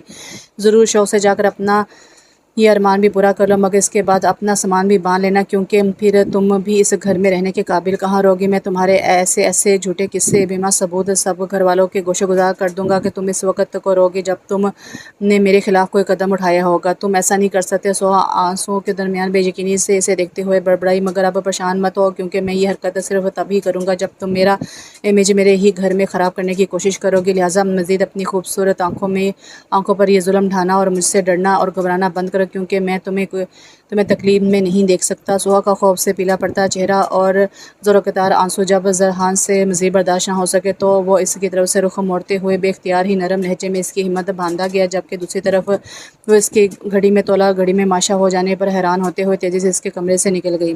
السلام علیکم سنان اور سوہا نے آگے پیچھے لاؤنج میں داخل ہوتے ہوئے حسن صاحب اور سارا بیگم کو سلام کیا۔ وعلیکم السلام، چلے گئے خیر سے بھائی صاحب اور بھابھی؟ سارا بیگم نے چائے کا کپ حسن صاحب کی طرف بڑھاتے ہوئے پوچھا۔ جی ماما، میں نے آپ کی طبیعت کی خرابی کا ذکر کرتے ہوئے آپ کی طرف سے معذرت بھی کر لی تھی اور پاپا کی مصروفیت کا ذکر بھی کر دیا تھا۔ امی بھی معذر خواہ تھیں کہ ٹائم کی کمی کی وجہ سے وہ آپ سے ملے بغیر ہی جا رہی ہیں، ویسے وہ آپ کا بہت پوچھ رہی تھیں اور سلام بھی کہہ رہی تھی۔ صوفے بیٹھتے ہوئے سوہا نے تفصیلی جواب دیا تو حسن صاحب ریموٹ سے ٹی وی کا والیوم کم کرتے ہوئے اسے پوچھنے لگی، کتنے دنوں کا بحران ہے ان کا پاپا؟ ویسے تو ان لوگوں کا قیام 1 ماہ کا ہے، لیکن اگر پاپا کا چیک اپ وغیرہ جلدی مکمل ہو گیا تو پھر وہ لوگ پہلے آ جائیں گے۔ چلو جب بھی واپس آئیں خیر کے ساتھ آئیں۔ سارا بیگم سنان کو چائے تھماتے ہوئے گویا ہوئی تو سب کے منہ سے ایک ساتھ آمین نکلا۔ سوہا کی امی بابا کے علاج کے سلسلے میں آج رات کی فلائٹ سے امریکہ روانہ ہوئے تھے۔ اس کے ماموں کے پاس علی صاحب کافی عرصے سے ہارٹ پیشنٹ تھے۔ ان کی بڑھتی ہوئی تکلیف کے پیش نظر ڈاکٹر نے انہیں بائی پاس کروانے کا مشورہ دیا تھا، جسے سن کر سوہا کے ماموں نے انہیں اپنے پاس امریکہ آ کر علاج کروانے کی صلاح دی تھی۔ سبھی نے اس بات کو پسند کیا تھا اور یوں وہ آج اپنی بیگم کے ہمراہ امریکہ روانہ ہو گئے تھے۔ سوہا اس سلسلے میں پچھلے 2 دن سے وہیں تھی اور آج دونوں انہیں سی آف کر کے 2 دن بعد گھر لوٹے تھے۔ بیٹیا تمہاری صبح کتنے بجے کی فلائٹ ہے؟ حسن صاحب نے خاموشی سے چائے پیتے سنان بیٹا تمہاری صبح کتنے بجے کی فلائٹ ہے؟ حسن صاحب نے خاموشی سے چائے پیتے سنان کو مخاطب کیا۔ 9 بجے کی پاپا۔ تمام ضروری کاغذات اٹھا لیے؟ جی، تمام امپورٹنٹ فائلز میں کل رات ہی گھر لے آیا تھا۔ وہ کپ خالی کر کے ٹیبل پر رکھتا ہوا کھڑا ہوا۔ سوہا تم چل کر میری پیکنگ کر دو پلیز، مجھے صبح صبح 8 سوا 8 تک گھر سے نکل جانا ہے۔ سنان کے کہنے پر سوا اٹھ کر اس کے ساتھ چل دی اور اس کے پیچھے اپنے کمرے میں داخل ہوتے ہی بولی، سنان کل آپ کو ضرور اسلام آباد جانا ہے، آج امی بابا کی وجہ سے میں پہلے ہی اتنی اداس ہو رہی ہوں، اوپر سے کل آپ بھی چلے جائیں گے تو میں بھی بالکل اکیلی ہو جاؤں گی۔ ارے یار تم اکیلی کہاں ہوگی، اکیلا تو میں ہو جاؤں گا، تمہارے پاس تو ماما پاپا زرخان صاحب ہوں گے۔ کوڑ اتار کر ہینگ کرتے ہوئے وہ اسے سمجھانے کے انداز میں بولا تو زرخان کے نام پر وہ چپ سی ہوگی، خود کو اپنے ہی گھر میں غیر محفوظ اور تنہا وہ اس شخص کی وجہ سے ہی تو محسوس کرتی تھی۔ سہا کی خاموشی کو محسوس کرتے ہوئے سنا نے پلٹ کر اس کی طرف دیکھا اور اسے چپ چاپ بیڈ پر سر جھکائے بیٹھا دیکھ کر اسے کے پاس چلا۔ یار اس میں اداس بلبل جیسی شکل بنا کر بیٹھنے کی کیا بات ہے، صرف 3 دن ہی کی تو بات ہے، کام ختم ہوتے ہی میں اگلی فلائٹ سے تمہارے پاس پہنچ جاؤں گا۔ سنان پیار سے اس کا چہرہ اونچا کرتے ہوئے دیکھنے لگا تو وہ اپنے آنسو پیتے ہوئے اس بات میں سر ہلا گئی۔ سنان کو گھر سے نکلے 1.5 گھنٹہ ہونے والا تھا، سب اس وقت ناشتے میں مصروف تھے جب اچانک مجید کارلسٹھا میں حسن صاحب کے پاس آئے۔ صاحب جی آپ کا فون ہے سول ہسپتال سے حیرانی سے بڑبڑا کر انہوں نے فون کان سے لگا لی تو ٹیبل پر بیٹھے باقی تینوں افراد بغیر ارادی طور پر ان کی طرف متوجہ ہوئے۔ جی بول رہا ہوں، کیا کہہ رہے ہیں آپ؟ نہیں ایسا نہیں ہو سکتا، آپ کو کوئی غلط فہمی تو نہیں ہوئی؟ میں خود آتا ہوں، ابھی پہنچتا ہوں۔ وہ فون ڈسکنیکٹ کے بغیر ٹیبل پر پھینک کر باہر کی طرف دوڑے تو ہر کوئی ہراساں ہو کر پورچ کی طرف کا مگر وہ ہر کسی کی کیا ہوا کا جواب دیے بغیر گولی کی رفتار سے گاڑی نکال کر لے گئے۔ زرخان بیٹا خدا کا واسطہ پتہ کرواؤ کیا ہوا ہے، کہاں گئے ہیں حسن، میرا تو دل ڈوب رہا ہے۔ سارا بیگم دل پر ہاتھ رکھے روتے ہوئے وہیں پورچ کی سیڑھیوں پر بیٹھ گئی تو سہا گھبرا کر ان کی طرف لپکی جبکہ زرخان تیزی سے اندر آیا، ٹیبل پر سے فون اٹھا کر پہلے 17 اور پھر سول ہسپتال کا نمبر ڈائل کرنے لگا۔ ہیلو سول ہسپتال، دیکھیے جی یہاں سے 5 منٹ پہلے میرے فادر حسن افندی کے لیے فون آیا تھا، آپ پلیز بتا سکتی ہیں کہ انہیں کس سلسلے میں کال کیا گیا تھا؟ ٹھیک ہے میں ہولڈ کرتا ہوں۔ زرخان بے چینی سے انتظار کرنے لگا، اندر ہی اندر اس کا دل کسی انہونی کے احساس سے کانپ رہا تھا۔ 5 منٹ کی جان لیوا انتظار کے بعد جیسے ہی دوسری طرف سے ہیلو کہا گیا اس کا سارا جسم کان بن گیا تھا، مگر پھر اس کے بعد جو اطلاع دی گئی وہ اس کے لیے اپنے حواس گم کرنے کو کافی تھی۔ کانپتے ہاتھوں اور شیل اعصاب کے ساتھ وہ جیسے ہی فون رکھ کر پلٹا نظر دروازے سے اندر آتی ہوئی سارا بیگم اور انہیں تھام کر لاتی سہا پر پڑی۔ کچھ پتہ چلا بیٹے کس کا فون تھا؟ سارا بیگم نے اسے دیکھتے ہی بے اختیار سوال کیا تو وہ خاموشی سے ان کا چہرہ تکنے لگا، سمجھ نہیں آ رہا تھا کہ انہیں کیا جواب دے، بولتے کیوں نہیں ہو، کیا پوچھ رہی ہوں اب؟ کیا سارا بیگم غصے سے چلائی تو وہ تیزی سے ان کی طرف بڑھا اور ان کا ہاتھ تھام کر کرسی پر بٹھاتے ہوئے گہرا سانس لے کر گویا ہوا، ماما ہسپتال سے فون آیا تھا، سنان بھائی کا ایئرپورٹ جاتے ہوئے ایکسیڈنٹ ہو گیا ہے، بھائی اس وقت کافی زخمی حالت میں ایمرجنسی وارڈ میں ہے، کیا آئے میرا بچہ؟ سارا بیگم دل پر ہاتھ رکھتے ہوئے داڑھیں مار کر رونے لگی جبکہ دہلیز پر کھڑی سہا بے اختیار منہ پر ہاتھ رکھتے ہوئے دروازہ تھام کر بیٹھتی چلی گئی۔ ہسپتال کے شعبہ حادثات میں داخل ہوتے ہی ان کی سب کی زبان پر سنان کی سلامتی کی دعائیں تھیں، برستی آنکھوں تڑپتے دلوں کے ساتھ وہ تینوں جیسے ہی راہداری میں مڑے نظر سیدھی روتے ہوئے حسن صاحب پر پڑی۔ حسن آپ رو کیوں رہے ہیں؟ سنان ٹھیک تو ہے نا؟ حسن جواب دیں، دیکھیے آپ کو اللہ کا واسطہ ہے مجھے کوئی بری خبر نہ سنائیے گا۔ دوڑ کر ان کے قریب آتی سارا بیگم نے بلکتے ہوئے ان کے آگے ہاتھ جوڑتے ہوئے التجا کی، نہ جانے کی حسن صاحب کے بہتے آنسوں کے ساتھ ان کی ہر امید ہر آس ٹوٹ کر بکھرنے لگی تھی، بغیر کچھ سنے بغیر کچھ جانے بھی انہیں اپنے باطنی خدشات سچ ثابت ہوتے محسوس ہو رہے تھے۔ ہر کوئی دم صدا اس حسن صاحب کے جواب کا منتظر تھا۔ پاپا خدا کے لیے کچھ تو کہیں۔ زرخان نے آگے بڑھ کر بے قراری سے ان کا بازو ہلایا تو وہ جیسے ایک شوق کی کیفی سے باہر نکل آئے۔ اگلے ہی لمحے وہ سارا بیگم اور زرخان دونوں کو خود سے لپٹائے ہوئے دھاڑیں مار مار کر رونے لگے، ہمیں چھوڑ کر چلا گیا سارا، ہم لٹ گئے روتے ہوئے انہوں نے ایک پل میں ان سب کو بے موت مار دیا۔ سہا کو تو اپنی آنکھوں اور کانوں پر یقین نہیں آ رہا تھا، فون کے آنے سے لے کر اب تک اس کا دماغ عجیب سوئی جاگی کیفیت میں تھا۔ ابھی 1.5-2 گھنٹے پہلے تک تو وہ اس کے پاس تھا، اس کے ساتھ تھا، وہ اسے چھو سکتی تھی، اسے محسوس کر سکتی تھی، اس سے باتیں کر سکتی تھی، اور اب صرف 2 گھنٹے بعد پاپا انہیں یہ کیسے اطلاع دے رہے تھے؟ بھلا ایسے کیسے اس کا سنان اسے چھوڑ کر جا سکتا ہے؟ اس نے تو عمر بھر ساتھ نبھانے کا وعدہ کیا تھا، وہ صرف 2 مہینے کے اندر اپنا وعدہ توڑ کر بھلا کیسے اس سے بے وفائی کر سکتا ہے؟ دھیرے دھیرے خود کو گھسیٹتی ہوئے ان سب کے قریب آئی۔ سارا بیگم کے روتے روتے ہچکی بند گئی تھی۔ پاپا ماما آپ کیوں رو رہے ہیں؟ سنان کو کچھ نہیں ہوا، وہ آپ سب کے سامنے تو ٹھیک ٹھاک گھر سے نکلے ہیں اسلام آباد جانے کے لیے، اب تک تو وہاں پہنچ بھی گئے ہوں گے، وہ بھلا یہاں ہسپتال میں کہاں سے آ گئی؟ یہ ہسپتال والے بھی نہ کچھ بھی بول کر ہم نے پریشان کر دیا، چلے اب یہاں سے گھر چلے مجھے گھبراہٹ ہو رہی ہے یہاں۔ وہ حسن صاحب کا ہاتھ پکڑ کے انہیں کھینچنے لگی تو انہیں روتے ہوئے بے اختیاری سے سینے سے لگا لیا۔ سہا میری جان، سنان اب نہیں رہ رہا بیٹے، وہ ہم سب کو اکیلا چھوڑ کر چلا گیا، خدا نہ کرے کیسی باتیں کر رہے ہیں آپ، میں آپ کو بتا تو رہی ہوں وہ اسلام آباد گئے ہیں اور مجھے کہہ کر گئے ہیں جیسے ہی کام ختم ہوگا وہ کام ختم ہوگا وہ اگلی فلائٹ سے واپس آ جائیں گے۔ ایک جھٹکے سے خود کو ان سے علیحدہ کرتے ہوئے وہ آپ کے زور سے بولی تو زرحان خود کو سنبھالتا ہوا سوہا کی طرف بڑھا اور اسے کندھوں سے تھام کر جھنجھوڑتے ہوئے بولا، سوہا میری بات غور سے سنو، سنان بھائی کا ایئرپورٹ جاتے ہوئے ایکسیڈنٹ ہو گیا اور وہ اب ہمارے درمیان میں نہیں رہے۔ نہیں ایسا نہیں ہو سکتا، تم جھوٹ بول رہے ہو۔ وہ حزانی انداز میں اس کا گریبان پکڑ کر چلائی تو زرحان ابھی بھیگی آواز میں چلائے، ایسا ہو چکا ہے سوہا، سنان بھائی اب نہیں رہے۔ زرحان کے الفاظ نے جیسے سور کا کام کیا اور وہ لمحوں میں اسے خواب کی سی کیفیت سے نکال کر حقیقت کی بھٹی میں لا جھونکا۔ وہ بے خود سی ہو کر نفی میں سر ہلاتی الٹے قدموں سے اسے دور ہونے لگی۔ سوہا، زرحان نے آگے بڑھ کر اسے تھامنا چاہا، نہیں، وہ اگلے ہی لمحے زمین پر گر پڑی۔ سوہا کو جب ہوش آیا تو خود کو آہوں اور سسکیوں کے درمیان پایا۔ ہر آنکھ سنان کی جوانی کی موت اور اس 2 ماہ کی دلہن کے لیے پرنم تھی۔ اس کا سنان سے اکیلا چھوڑ کر کب کا منو مٹی تلے جا سویا تھا۔ وہ خود تو اندھیروں میں جا اترا ہی تھا مگر اس کی ذات کو بھی جیتے جی ایک ایسی اندھیری نگری میں چھوڑ گیا تھا جہاں روشنی اور ہوا کے لیے کوئی روزن نہ تھا، جہاں اس قدر تنہائی تھی کہ اپنا سایہ تک ساتھ چھوڑ جائے اور جہاں ہر طرف اپنے ہی آنسو اس قدر گھٹن پیدا کر دی تھی کہ سانس لینا بھی محال ہو گیا تھا۔ سنان کی وفات کے تیسرے دن سوہا کے والدین پاکستان پہنچ پائے اور اپنی آمد کے اگلے ہی روز اسے اپنے ساتھ گھر لے گئے تاکہ وہ وہاں رہ کر اپنی عدت پوری کر سکے۔ ویسے بھی اس گھر سے اس کا ناتا اب تو ہمیشہ کے لیے ٹوٹ چکا تھا۔ کبھی خواب میں بھی اپنے اس گھر سے دوری کا اس نے تصور تک نہیں کیا تھا۔ کتنے زمانے اس آنگن میں ساتھ گزارنے کا عہد سنان نے اس سے باندھا تھا مگر ہر خواب، ہر آرزو اتنی جلدی بکھر کر رہ گئی تھی، اسے یقین نہیں آ رہا تھا۔ 2 ماہ، فقط 2 ماہ میں وہ وہیں آ کر کھڑی ہوئی تھی جہاں سے خاموشی سے ایک نئے سفر کا آغاز کیا تھا۔ سنان کی بے وقت موت نے صرف سوہا کو ہی نڈال نہیں کیا تھا بلکہ حسن ویلا کے مکینوں کو بھی زندہ درگور کر ڈالا تھا۔ سارا بیگم تو اس کی وفات کے دن سے جو بستر سے لگی تھی تو اب تک اٹھ ہی نہ پائی تھی، جبکہ حسن صاحب کو تو جیسے چپ سی لگ گئی تھی۔ سارا دن دفتر میں گزارنے کے بعد جب گھر واپس آتے تو خاموشی سے یا تو اپنے کمرے میں یا پھر اسٹڈی میں بیٹھے رہتے۔ سوشل لائف تو انہی کی، کچھ سنان کی موت اور کچھ سارا بیگم کی طبیعت کی خرابی کے باعث ختم ہو کر رہ گئی تھی۔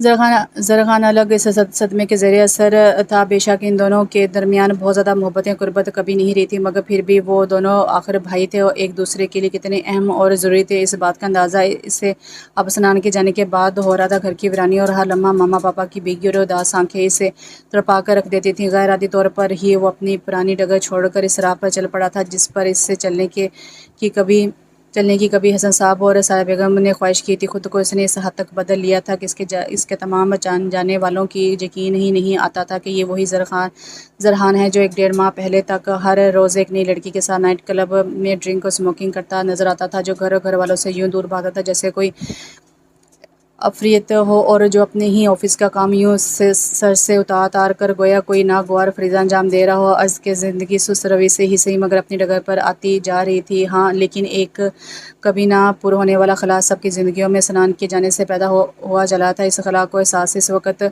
اور بھی شدت سے ہونے لگا جب حسن ویلا کے مکینوں کی سوچ کا محور سوہا کی ذات ہوئی۔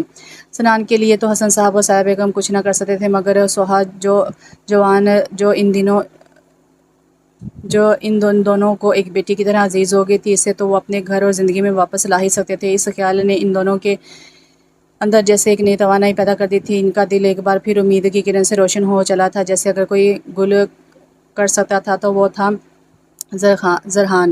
انہیں ڈر تھا کہ تو صرف زرحان کا جو نہ جانے ان کی اس تجویز کو پسند کرتا ہے یا نہیں۔ زرحان بیٹا، بہت دنوں سے میں تم سے ایک بات کرنا چاہ رہا ہوں لیکن سمجھ نہیں آتا کیسے شروع کروں۔ حسن صاحب نے کھانے کے دوران زرحان کے مخاطب کیا۔ آج بہت دنوں کے بعد سارا بیگم نے خود کوکنگ کی تھی اور ایک شاندار ڈنر کا اہتمام کیا تھا۔ بہت عرصے بعد وہ سب اس طرح ہنستے مسکراتے ہوئے نہایت ہی خوشگوار ماحول میں کھانا کھا رہے تھے جب اچانک حسن صاحب نے سنجیدہ ہوتے ہوئے زرحان کو مخاطب کیا۔ ان کی تہمید باندھنے پر وہ پہلے حیران اور پھر پوری توجہ سے ان کا چہرہ دیکھنے لگا مگر جب وہ مزید کچھ نہ بولے تو مجبوراً سے کہنا پڑا، پاپا ایسی کیا بات ہے جو آپ اتنا سوچ رہے ہیں؟ سوچ تو میں اور تمہاری ماما کافی دنوں سے رہے ہیں، ہاں بس اب یہ سمجھ نہیں آ رہا کہ تمہیں کیسے کہیں۔ تو اس میں اتنا پریشان ہونے کی کیا بات ہے، آپ ویسے ہی کہیں نا جیسے باقی ساری باتیں کہتے ہیں۔ اس نے مسکراتے ہوئے کہا، بیٹا ہماری خواہش ہے کہ تم سوہا کو اس گھر میں واپس لے اور تم اس سے شادی کر لو۔ الفاظ سے یہ دھماکہ زرحان کو اپنا وجود ایک دھماکے کے ساتھ اٹھتا ہوا محسوس ہوا۔ پاپا یہ آپ کیا کہہ رہے ہیں؟ ایسے کیسے ہو سکتا ہے؟ میں سوہا سے کیسے شادی کر سکتا ہوں؟ کیوں نہیں کر سکتے بیٹا؟ یہ کوئی غیر شرعی بات نہیں ہے، پھر سب سے بڑھ کر یہ ہماری دلی خواہش ہے۔ ہاں لیکن اگر تم کہیں اور کمٹمنٹ ہو تو پھر بیٹا ہم تم پر کوئی زور نہیں تمہاری خواہش برحال ہمارے لیے ہر بات سے بڑھ کر ہے۔ سارا بیگم جو اب تک خاموشی سے کھانا کھا رہی تھی نہایت رسان سے بولی تو وہ انہیں دیکھ کر رہ گیا۔ کیا تم کسی اور سے؟ پلیز ماما، ایسی کوئی بات نہیں ہے، وہ ان کی بات کاٹتے ہوئے بولا۔ تو سارا بیگم بے اختیار گویا ہوئی۔ تو پھر کیوں انکار کر رہے ہو؟ کہیں یہ بات تو تمہارے ذہن میں نہیں کہ وہ ایک بیوہ ہے اور تمہاری بھابھی؟ ماما فار گاڈ سیک، کیا میں آپ کو اتنی سطحی سوچ کا حامل نظر آتا ہوں؟ ان کے انداز پر وہ تڑپ اٹھا۔ تو پھر یہ کہ میں سوہا کے بارے میں اس طرح نہیں سوچ سکتا، اور میرا نہیں خیال کہ وہ خود بھی اس بات کے لیے راضی ہوگی۔ زرحان نے نظریں چراتے ہوئے خود اپنی ہی ذات کی سب سے بڑی سچائی سے منہ موڑتے ہوئے جواب دیا۔ تو سارا بیگم اسے سمجھانے لگی، دیکھو بیٹا، میں مانتی ہوں تم نے کبھی سوہا کے بارے میں اس اندازے سے نہیں سوچا ہوگا، مگر بیٹا تم دیکھنا کہ نکاح کے بعد کس طرح اللہ تعالیٰ خود بخود ایک دوسرے کے لیے دلوں میں جگہ بنا دیتا ہے۔ اور رہی سوہا کی مرضی تو وہ تم ہم پر چھوڑ دو، تم بس ہمیں اپنی مرضی بتاؤ۔ دیکھو بیٹا، کچھ بھی کہنے سے پہلے یہ یاد رکھنا کہ سنان کے جانے کے بعد یہ پہلا خیال ہے جو ہمارے دلوں کی گہرائی سے خواہش بن کر ابھرا ہے، جس نے ہمارے اندر ایک بار پھر خوشی کا احساس پیدا کر دیا ہے۔ حسن صاحب نے فیصلے کا حق اسے دیتے ہوئے بھی بے بس کر ڈالا تھا، تو وہ ان دونوں کے چہرے دیکھ کر رہ گیا۔ ٹھیک ہے، جیسے آپ دونوں کی مرضی، مجھے کوئی اعتراض نہیں ہے۔ ٹیبل سے اٹھتے ہوئے بلاخر اس نے تھکے ہوئے لہجے میں اپنا فیصلہ سنایا تو ان دونوں کے چہروں پر خوشی کی لہر دوڑ گئی۔ سوہا کی عدت ختم ہوتے ہی سارا بیگم حسن صاحب ایک بار پھر سوالی بن کر علی صاحب اور سمیرہ بیگم کے روبرو تھے۔ خود وہ دونوں ان کا مدعا سن کر ایک عجیب سی لیکن خوشگوار بے یقینی کی کیفیت میں تھے۔ انہوں نے تو اپنی بیٹی کی قسمت پر رخش آ رہا تھا جسے اتنے چاہنے اور قدر کرنے والے لوگ ملے تھے کہ بیٹے کے جاتے ہی وہ اسے پھر اتنی محبت اور چاہ سے اپنے گھر لے جانے کی بات کر رہے تھے کہ تشکر کے ساتھ سے ان دونوں کی آنکھیں بھر آئیں۔ سمیرہ بیگم تو اسی وقت ہاں کر دینے کے حق میں تھی، لیکن حسن صاحب اور سارا بیگم کا خیال تھا کہ کوئی بھی فیصلہ کرنے سے پہلے سوہا سے نہ صرف یہ کہ پوچھا جائے بلکہ اسے پوری آزادی سے اپنی رائے کے اظہار کا حق بھی دیا جائے۔ چنانچہ ان کی بات کے پیش نظر موقع ملتے سمیرہ بیگم نے سوہا سے ذکر کیا، مگر اس کا رد عمل دیکھ کر وہ حیران ہی رہ گئی۔ یہ تو وہ جانتی تھی کہ اسے منانا خاصا مشکل ہوگا، مگر اس کی بات سن کر وہ یوں آپے سے باہر ہو جائے گی، یہ ان کے گمان میں بھی نہ تھا۔ تھک ہار کر انہوں نے یہ معاملہ علی صاحب کے ثبوت کر دیا۔ انہیں یقین تھا کہ اپنے پاپا کی بات وہ ضرور مانے گی، لیکن اس نے نہ صرف علی صاحب بلکہ حسن صاحب اور سارا بیگم سے بھی معذرت کر لی، ان الفاظ کے ساتھ کہ ان سب کے لیے اس کی جان تک حاضر ہے، مگر ان سب کی یہ خواہش پوری کرنے کی اس میں ہمت نہیں ہے۔ اس کی ذات کا بہت بڑا امتحان ہوگا، اور چونکہ سوہا کا امتحان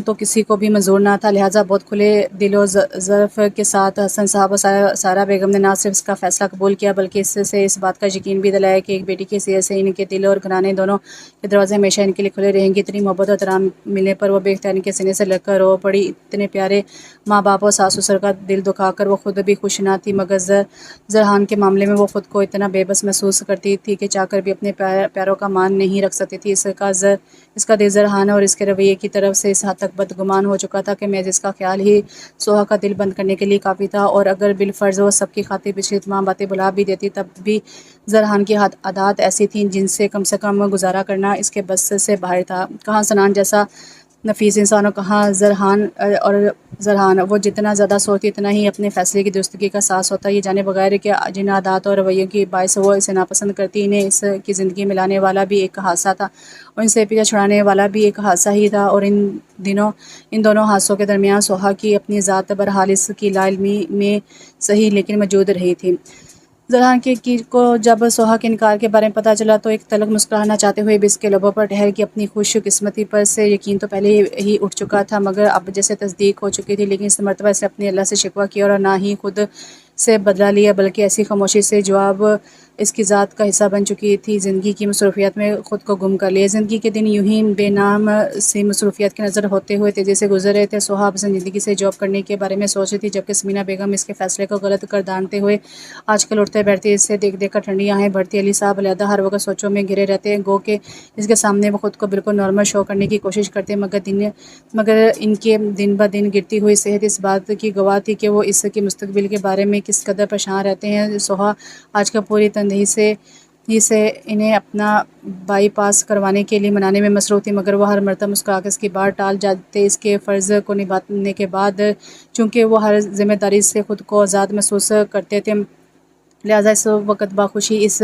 کام کے لیے تیار ہو گئے تھے، مگر اب ایک بار پھر ان کے کندھوں پر بیٹی جیسی بھاری ذمہ داری آن پڑی تھی۔ وہ چاہتے ہوئے بھی اب پہلے جیسی بہادری دکھانے سے قاصر تھے۔ اگر مجھے کچھ ہو گیا تو سوہا کا کیا ہوگا؟ یہ سوال ان کی ہر سوچ پر اس طرح حاوی ہوتا کہ ان کے سامنے باقی ہر بات بے معنی ہو کر رہ جاتی۔ سہا چونکہ ان کی ہر پریشانی سے بن کہی ہی واقف تھی، اس لیے ان دنوں عجیب سی ٹینشن کا شکار تھی۔ وہ جانتی تھی کہ اس کے ماں باپ کی ہر پریشانی کی وجہ اس کی ذات ہے۔ سو ایک عجیب سا احساس جرم اسے گھیرے ہوئے تھا، جس سے اسے نجات رانیہ کے خیال میں ایک عدد ایک اچھی جاب بھی دلوا سکتی تھی۔ سو اس وقت بھی وہ پوری سنجیدگی سے اس بارے میں سوچ رہی تھی جب فون کی گھنٹی نے اسے کے خیالوں کو منتشر کر ڈالا۔ ہیلو سوہا، کیسی ہو بیٹا؟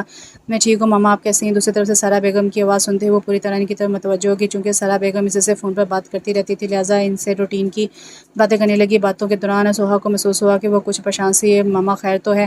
آپ مجھے کچھ پریشان سی لگ رہی ہیں۔ پریشان تو نہیں بیٹا، لیکن الجھ ضرور گئی ہوں۔ ایک گہری سانس لیتے ہوئے وہ گویا ہوئی تو سوہا بے اختیار پوچھ بیٹھی، کیسی الجھن ماما؟ عجیب سی الجھن ہے بیٹا، لیکن میرا دل کہتا ہے کہ تمہاری الجھنوں کو وہ ضرور سلجھا دے گی۔ میری الجھنیں؟ وہ پریشانی سے پوچھتے ہوئے سیدھی ہو کر بیٹھی کہ ہاں بیٹا، تمہاری ذرحان سے شادی سے انکار کی اصل وجہ میں جان چکی ہوں، اور یہ بھی جان گئی ہوں کہ تم چونکہ تصویر کا ایک رخ دیکھ رہی ہو، اس لیے ایسی بہت سی باتوں سے لا علم ہو جو اگر تم جان لو تو شاید اپنا فیصلہ بدل ڈالو۔ ماما آپ کیا کہنا چاہ رہی ہیں؟ میری سمجھ میں کچھ نہیں آ رہا۔ پریشان مت ہو بیٹا، میں ڈرائیور کے ہاتھ ایک ڈائری بھیج رہی ہوں، تم اطمینان سے پڑھ لینا، ہر سوال کا جواب تمہیں از خود مل جائے گا۔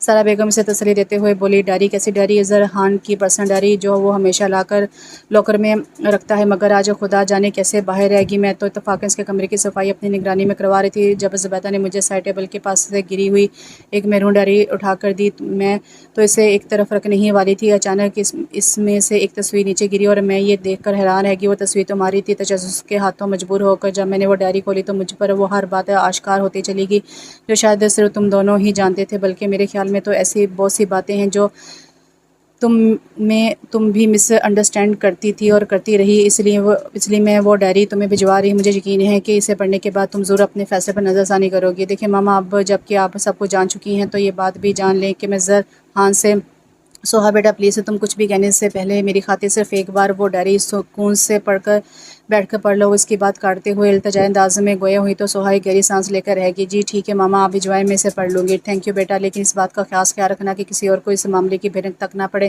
آخر میں انہوں نے اسے تاکید کی تو جواباً انہیں اطمینان دلا کے اس نے فون رکھ دیا اور بے چینی سے باہر نکل کر گیٹ کے پاس ٹہلتے ہوئے رفیق کا انتظار کرنے لگی۔ رفیق سے ڈائری لے کر سوہا سیدھی اپنے کمرے میں چلی گئی اور دروازہ لاک کرنے کے بعد بیڈ پر بیٹھتے ہوئے اس نے ایک نظر اپنے ہاتھ میں پکڑی نہایت ہی خوبصورت میرون ویلوٹ کی ڈائری پر ڈالی۔ کسی کی پسند ڈائری کو پڑھنے کے خیال سے اسے ایک عجیب سی شرمندگی محسوس ہو رہی تھی، دل میں ساتھ ساتھ ایک احساس جرم بھی پیدا ہو رہا تھا۔ اسے ایک ایسی حرکت زیب نہیں دیتی۔ انہی باتوں کو سوچتے ہوئے وہ ڈائری ایک طرف رکھنے ہی لگی تھی کہ ذہن میں سارا بیگم کی باتیں گھومنے لگی اور نہ چاہتے ہوئے بھی بالآخر اس نے ڈائری کھول لی۔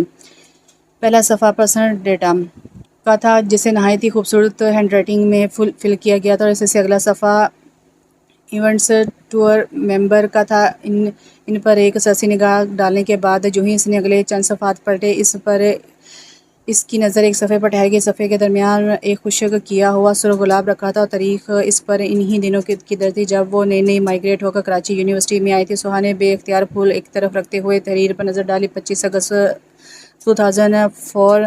آج میں نے اسے دیکھ ہی لیا، جسے اسد نے حور پری اور جانے کیا کچھ کہا تھا۔ اس وقت تو اسد کی تعریفیں سن کر سب کے ساتھ ساتھ میں نے بھی اس کی باتوں کو دل میں اس کی ہمیشہ کی کہی گئی بکواس میں شمار کیا تھا، مگر بعد میں ہمیں اسد کی ہر تعریف پر یقین آ گیا۔ اسد کی بات سن کر ہم سب نے کل ہی سر نیازی کی کلاس لینے کا پروگرام بنا لیا تھا تاکہ سوہا علی کو دیکھ کر اس کی باتوں کی تصدیق کر سکے، مگر آج صبح بھی کوشش کے باوجود ہر روز کی طرح لیٹ ہو گیا اور جب کلاس میں پہنچا تو سر نیازی نہ صرف یہ کلاس میں آ چکے تھے بلکہ لیکچر بھی شروع ہو چکا تھا، مگر چونکہ مجھے ان سے یا ان کے لیکچر سے کوئی انٹرسٹ نہیں تھا، سو ان کی اجازت ملتے ہی میں سیدھا ان چاروں کی طرف چلا آیا اور اسد کے قریب بیٹھتے ہی اس گوہر مقصود کے بارے میں پوچھا جس کو دیکھنے کے چکر میں ہم سب آج کلاس سے باہر ہونے کے بجائے کلاس کے اندر تھے۔ پہلی نظر میں ہی مجھے اس بات کا اعتراف کرنا پڑا کہ واقعی وہ اسد کی گئی تعریف سے زیادہ ہی ہے، کیونکہ اسد کے نزدیک وہ صرف خوبصورت تھی، جبکہ در حقیقت وہ نہ صرف خوبصورت بلکہ حاضر دماغ اور کانفیڈنٹ بھی تھی۔ بیوٹی ود برین، اس کی خوبصورت کمبینیشن نے مجھے اس حد تک اپیل کیا کہ میں اس سے دوستی کرنے کے بارے میں سوچنے پر مجبور ہو گیا۔ سوہا کے لیے اس تحریر میں کوئی خاص بات نہ تھی، لہٰذا پھول واپس رکھتے ہوئے اسے اگلی تحریر کی تلاش میں صفحے پلٹے اور ایک صفحے پر چند لائنیں دیکھ کر ٹھہر گئی۔ 27 اکتوبر سن 2004۔ آخر سوہا علی خود کو سمجھتی کیا ہے؟ میں اس سے دوستی کرنا جتنا آسان سمجھا تھا وہ اتنی ہی مشکل واقع ہوئی ہے۔ 2 مہینے ہو گئے اس سے یہاں آئے ہوئے، مگر آج بھی وہ پہلے دن کی طرح صرف رانیہ ہی کے ساتھ پھرتی نظر آتی ہے۔ پہلے پہل تو اس سے دوستی کرنا صرف میری خواہش تھی، مگر اب وقت گزرنے کے ساتھ ساتھ مجھ پر ایک ضد بھی سوار ہوتی جا رہی ہے۔ اس کا خیال بھی تو میرا پیچھا نہیں چھوڑتا، ہر وقت نہ جانے کیوں وہی حواسوں پر سوار رہنے لگی ہے۔ کہاں میں کسی ایک لڑکی کا ساتھ ایک دو ہفتوں سے زیادہ برداشت نہیں کر سکتا، اور کہاں اب یہ حال ہے کہ پچھلے 2 مہینے سے میں اس کے پیچھے اس کی ایک نظر کے لیے خوار، بلکہ بقول حسنین ذلیل و خوار ہو رہا ہوں۔ سمجھ میں نہیں آ رہا مجھے کیا ہوتا جا رہا ہے۔ میں جو لڑکیوں کے پیچھے پھرنے والوں کو بیوقوف گرانتا تھا اور لڑکیوں کو اپنے پیچھے خوار کروانے والوں میں سے تھا، آج اس لڑکی کے پیچھے کیوں کر پھر رہا ہوں میں خود بھی نہیں جانتا۔ سوہا نے اب کے ذرا بے چینی سے اگلا سوال پلٹا اور پھر جیسے ایک بے اختیاری کے عالم میں رکے بغیر پڑھتی چلے گی۔ نومبر سن 2004۔ آج میرے غیر ارادی اعتراف نے خود میرے ہی ذات کو ہلا کر رکھ دیا ہے۔ میں اب تک اپنے ہی الفاظ کھوج رہا ہوں۔ آج جو میں نے سوہا سے کہا وہ سچ تھا یا جھوٹ، اور رات گئے کھوج کے اس سفر میں یہ حقیقت جان چکا ہوں کہ مجھے سوہا سے بے انتہا اور بے پناہ محبت ہے۔ میں خود سے یہ اعتراف کرتا ہوں کہ میری زندگی میں آنے والی وہ پہلی لڑکی ہے جو میرے دل کی ہر قفل کو کھولتے ہوئے نہایت دھڑلے سے آ کر اس میں برجمان ہو گئی ہے۔ رات کے 3 بجے یہ سب کچھ لکھتے ہوئے بے اختیار آج صبح کے وہ پل، وہ لمحے میرے ذہن میں تازہ ہو گئے جب اپنے منہ سے نکلنے والے جملوں نے خود مجھے ہی حیران کر دیا۔ آج جب میں 15 دن اپنے دوستوں کے ساتھ ناردرن ایریاز میں گزارنے کے بعد سوہا کے لیے ایک خوبصورت گفٹ لیے یونیورسٹی پہنچا، تو میرے وہم و گمان میں بھی نہ تھا کہ آج میں اپنی زندگی کا اہم ترین اعتراف سوہا سے کروں گا، خود اپنی ذات سے کروں گا۔ سوہا اور رانی کو لائبریری کے سامنے والے لون میں کتابیں پھیلائے مصروف دیکھ کر میں اپنے فرینڈز کو آنکھ مارتا ہوا گفٹ اٹھائی ان کی جانب چل پڑا۔ مجھے اپنی طرف آتا دیکھ کر دونوں کے چہروں پر واضح طور پر پہلے حیرانی اور پھر پریشانی کے تاثرات تھا۔ ظاہر ہے کہ اس سے پہلے میں کبھی یوں ان سے مخاطب بھی تو نہیں ہوا تھا۔ مجھے ان کے تاثرات دیکھ کر نہ جانے کیوں ہنسی آ رہی تھی، اور اس بات کا بھی پکا یقین ہوا چلا تھا کہ آج اس تحفے کے بدلے میں سوہا کی فرینڈشپ حاصل کر ہی لوں گا۔ مگر سوہا ایک لمحے میں میرا یقین توڑتے ہوئے نہ صرف میرا تحفہ لینے سے انکار کر دیا، بلکہ مجھے صاف لفظوں میں یہ بات بھی جتا دی کہ اسے مجھ سے یا میری ذات میں کوئی انٹرسٹ نہیں ہے۔ اس کے الفاظ اور اس کی بے نیازی نے مجھے سلگا کر رکھ دیا۔ لمحوں میں میرے اندر ایک آگ سی بھڑک اٹھی، اور اس سے پہلے میں خود کو کنٹرول کرتا میں نے خود کو اس سے یہ کہتے سنا، تمہیں مجھ سے کوئی انٹرسٹ ہے یا نہیں؟ اس بات سے مجھے کوئی انٹرسٹ نہیں ہے سوہا علی، مجھے انٹرسٹ ہے تو صرف اس بات سے کہ میں تمہیں چاہتا ہوں اور تمہیں حاصل کرنا میری اولین خواہش بن چکی ہے۔ یہی نہیں، میں نے اسے یہ بھی باور کروا دیا کہ وہ مجھ سے دور بھاگنا چھوڑ دے، کیونکہ اپنے ہر رستے پر وہ مجھے پائے گی۔ میری اس اعتراف محبت نے جہاں سوہا کی آنکھوں میں خوف پیدا کیا، وہیں مجھے بھی اپنی جگہ کنگ کر ڈالا، اتنا کہ میں اب سے تھوڑی دیر پہلے تک ایک عجیب سی بے یقینی کا شکار تھا، مگر جو ہی میں نے اپنے جذبوں کی سچائی کے آگے سر جھکایا، مجھ پر چھائی اتنے دنوں کی بے نام سی بے چینی، بے قراری اور بیزاری دھواں بن کر اڑ گئی، اور ایک عجیب سی خوشی اور سرور اور سکون دل و دماغ پر چھاتا محسوس ہوا۔ میرے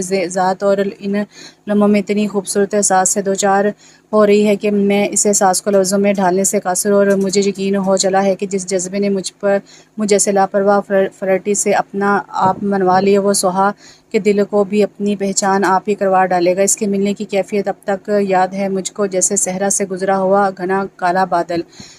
دسمبر سن 2004۔ ایسا کیوں ہوتا ہے؟ کوئی کام ہونے ہی والا ہوتا ہے، محبت کا پھل ملنے ہی والا ہوتا ہے کہ مگر نہیں ملتا۔ خوشی سے بھرا دل اداسی سے بھر جاتا ہے، ختم ہو جانے والا سفر پھر سے شروع ہو جاتا ہے۔ ایسا کیوں ہوتا ہے؟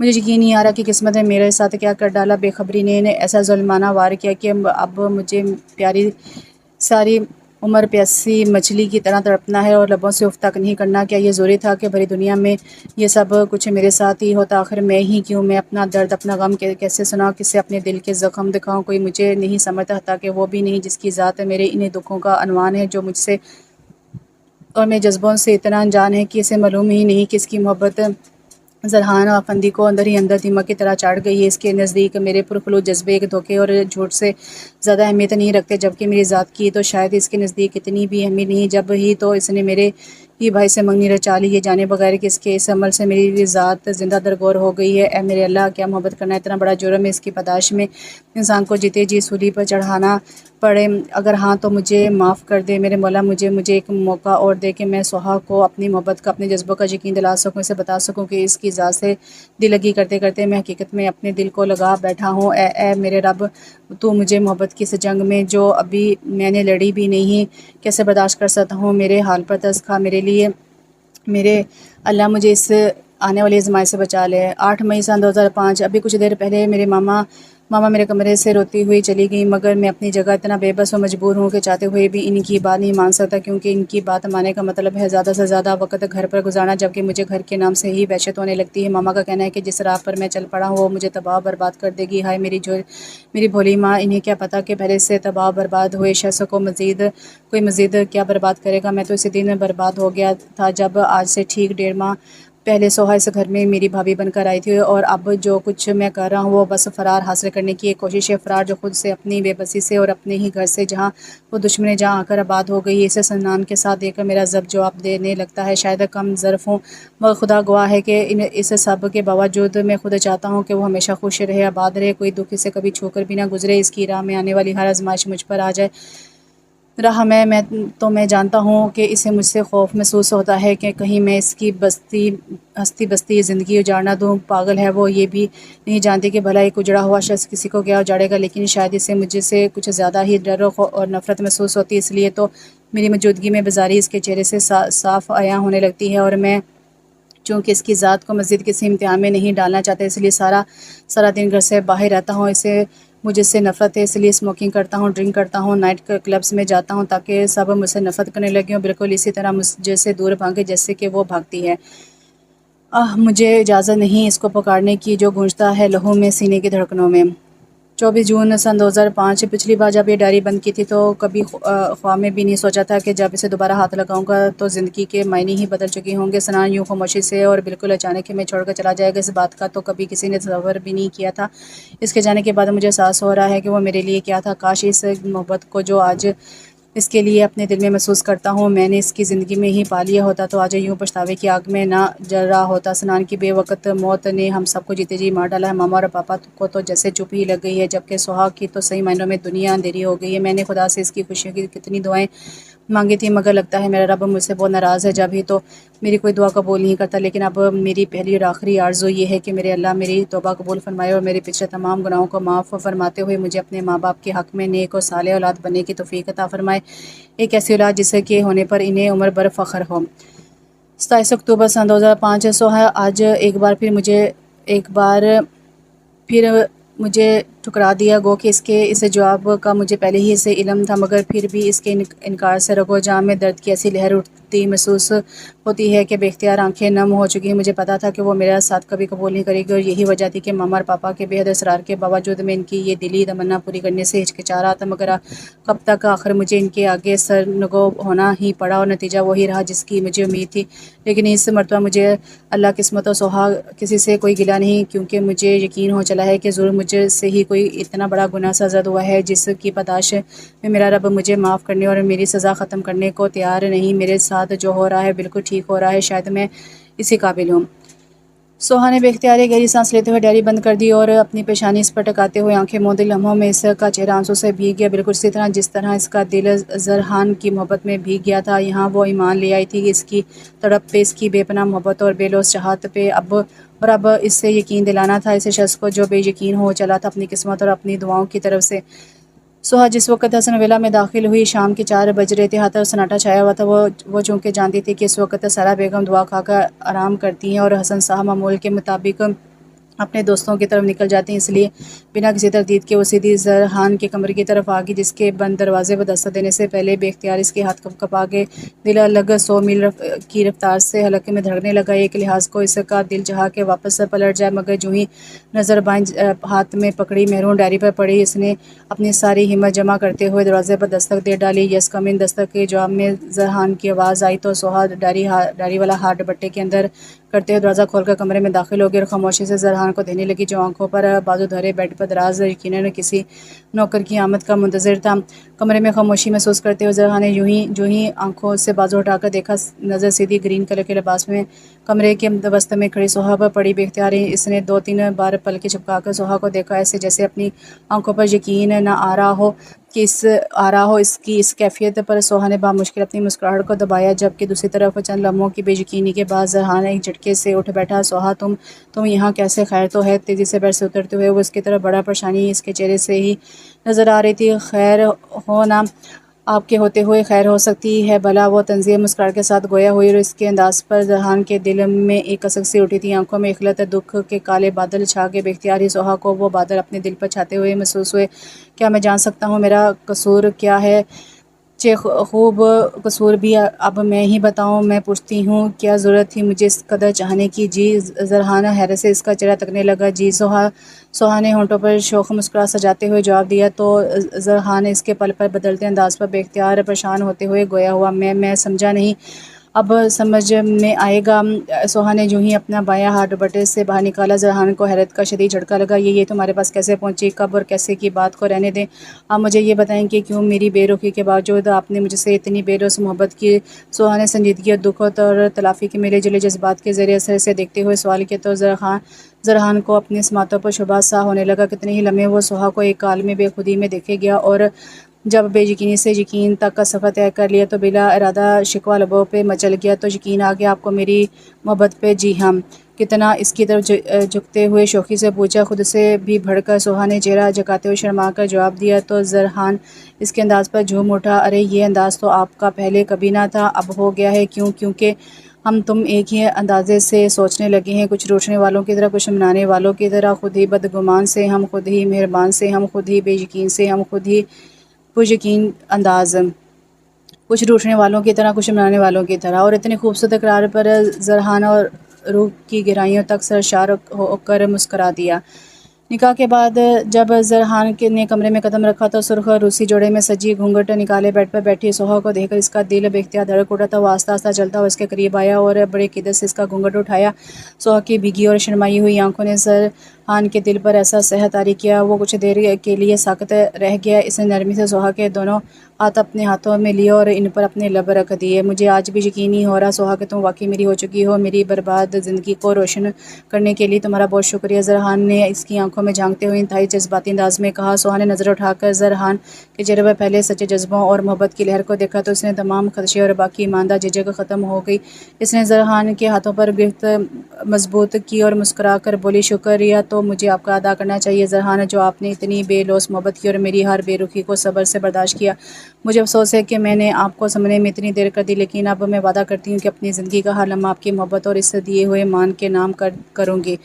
زرحان نے فرد جذبات سے سوہا کو اپنے سائے میں لے لیا۔ دونوں کی آنکھوں سے تشکر کے آنسو بہہ نکلے تھے۔ ایک ایسا سفر جو فاصلوں اور غلط فہمیوں سے شروع ہوا تھا اور بالآخر ہمیشہ کے لیے ایک حسین و مکمل اختتام پر ہوا۔ ناول یہاں پر ختم ہوا۔ ناول کا نام ہے بس ایک تیری چاہت ہے اور اس کی رائٹر ہے مہوش افتخار۔ ناول کیسا لگا کمنٹس میں بتائیے گا۔ یہ ناول میں نے بہت سپیڈ میں پڑھا ہے، آپ کو پتہ چل گیا ہوگا کیونکہ تھوڑا سا مجھے جلدی تھی شاید، اس وجہ سے میں نے جلدی ناول پڑھا ہے، لیکن کوئی الفاظ کی ہیرا پھیری نہیں ہوئی۔ پھر بھی آپ کو اگر سپیڈ زیادہ لگے تو پھر یوٹیوب کی سیٹنگ میں جا کر وہاں سے جو ہے نا وہ سپیڈ کو آپ آہستہ کر کے بھی سن سکتے ہیں۔ انشاءاللہ پھر ملتے ہیں، تب تک کے لیے اجازت دیجیے۔ اللہ حافظ۔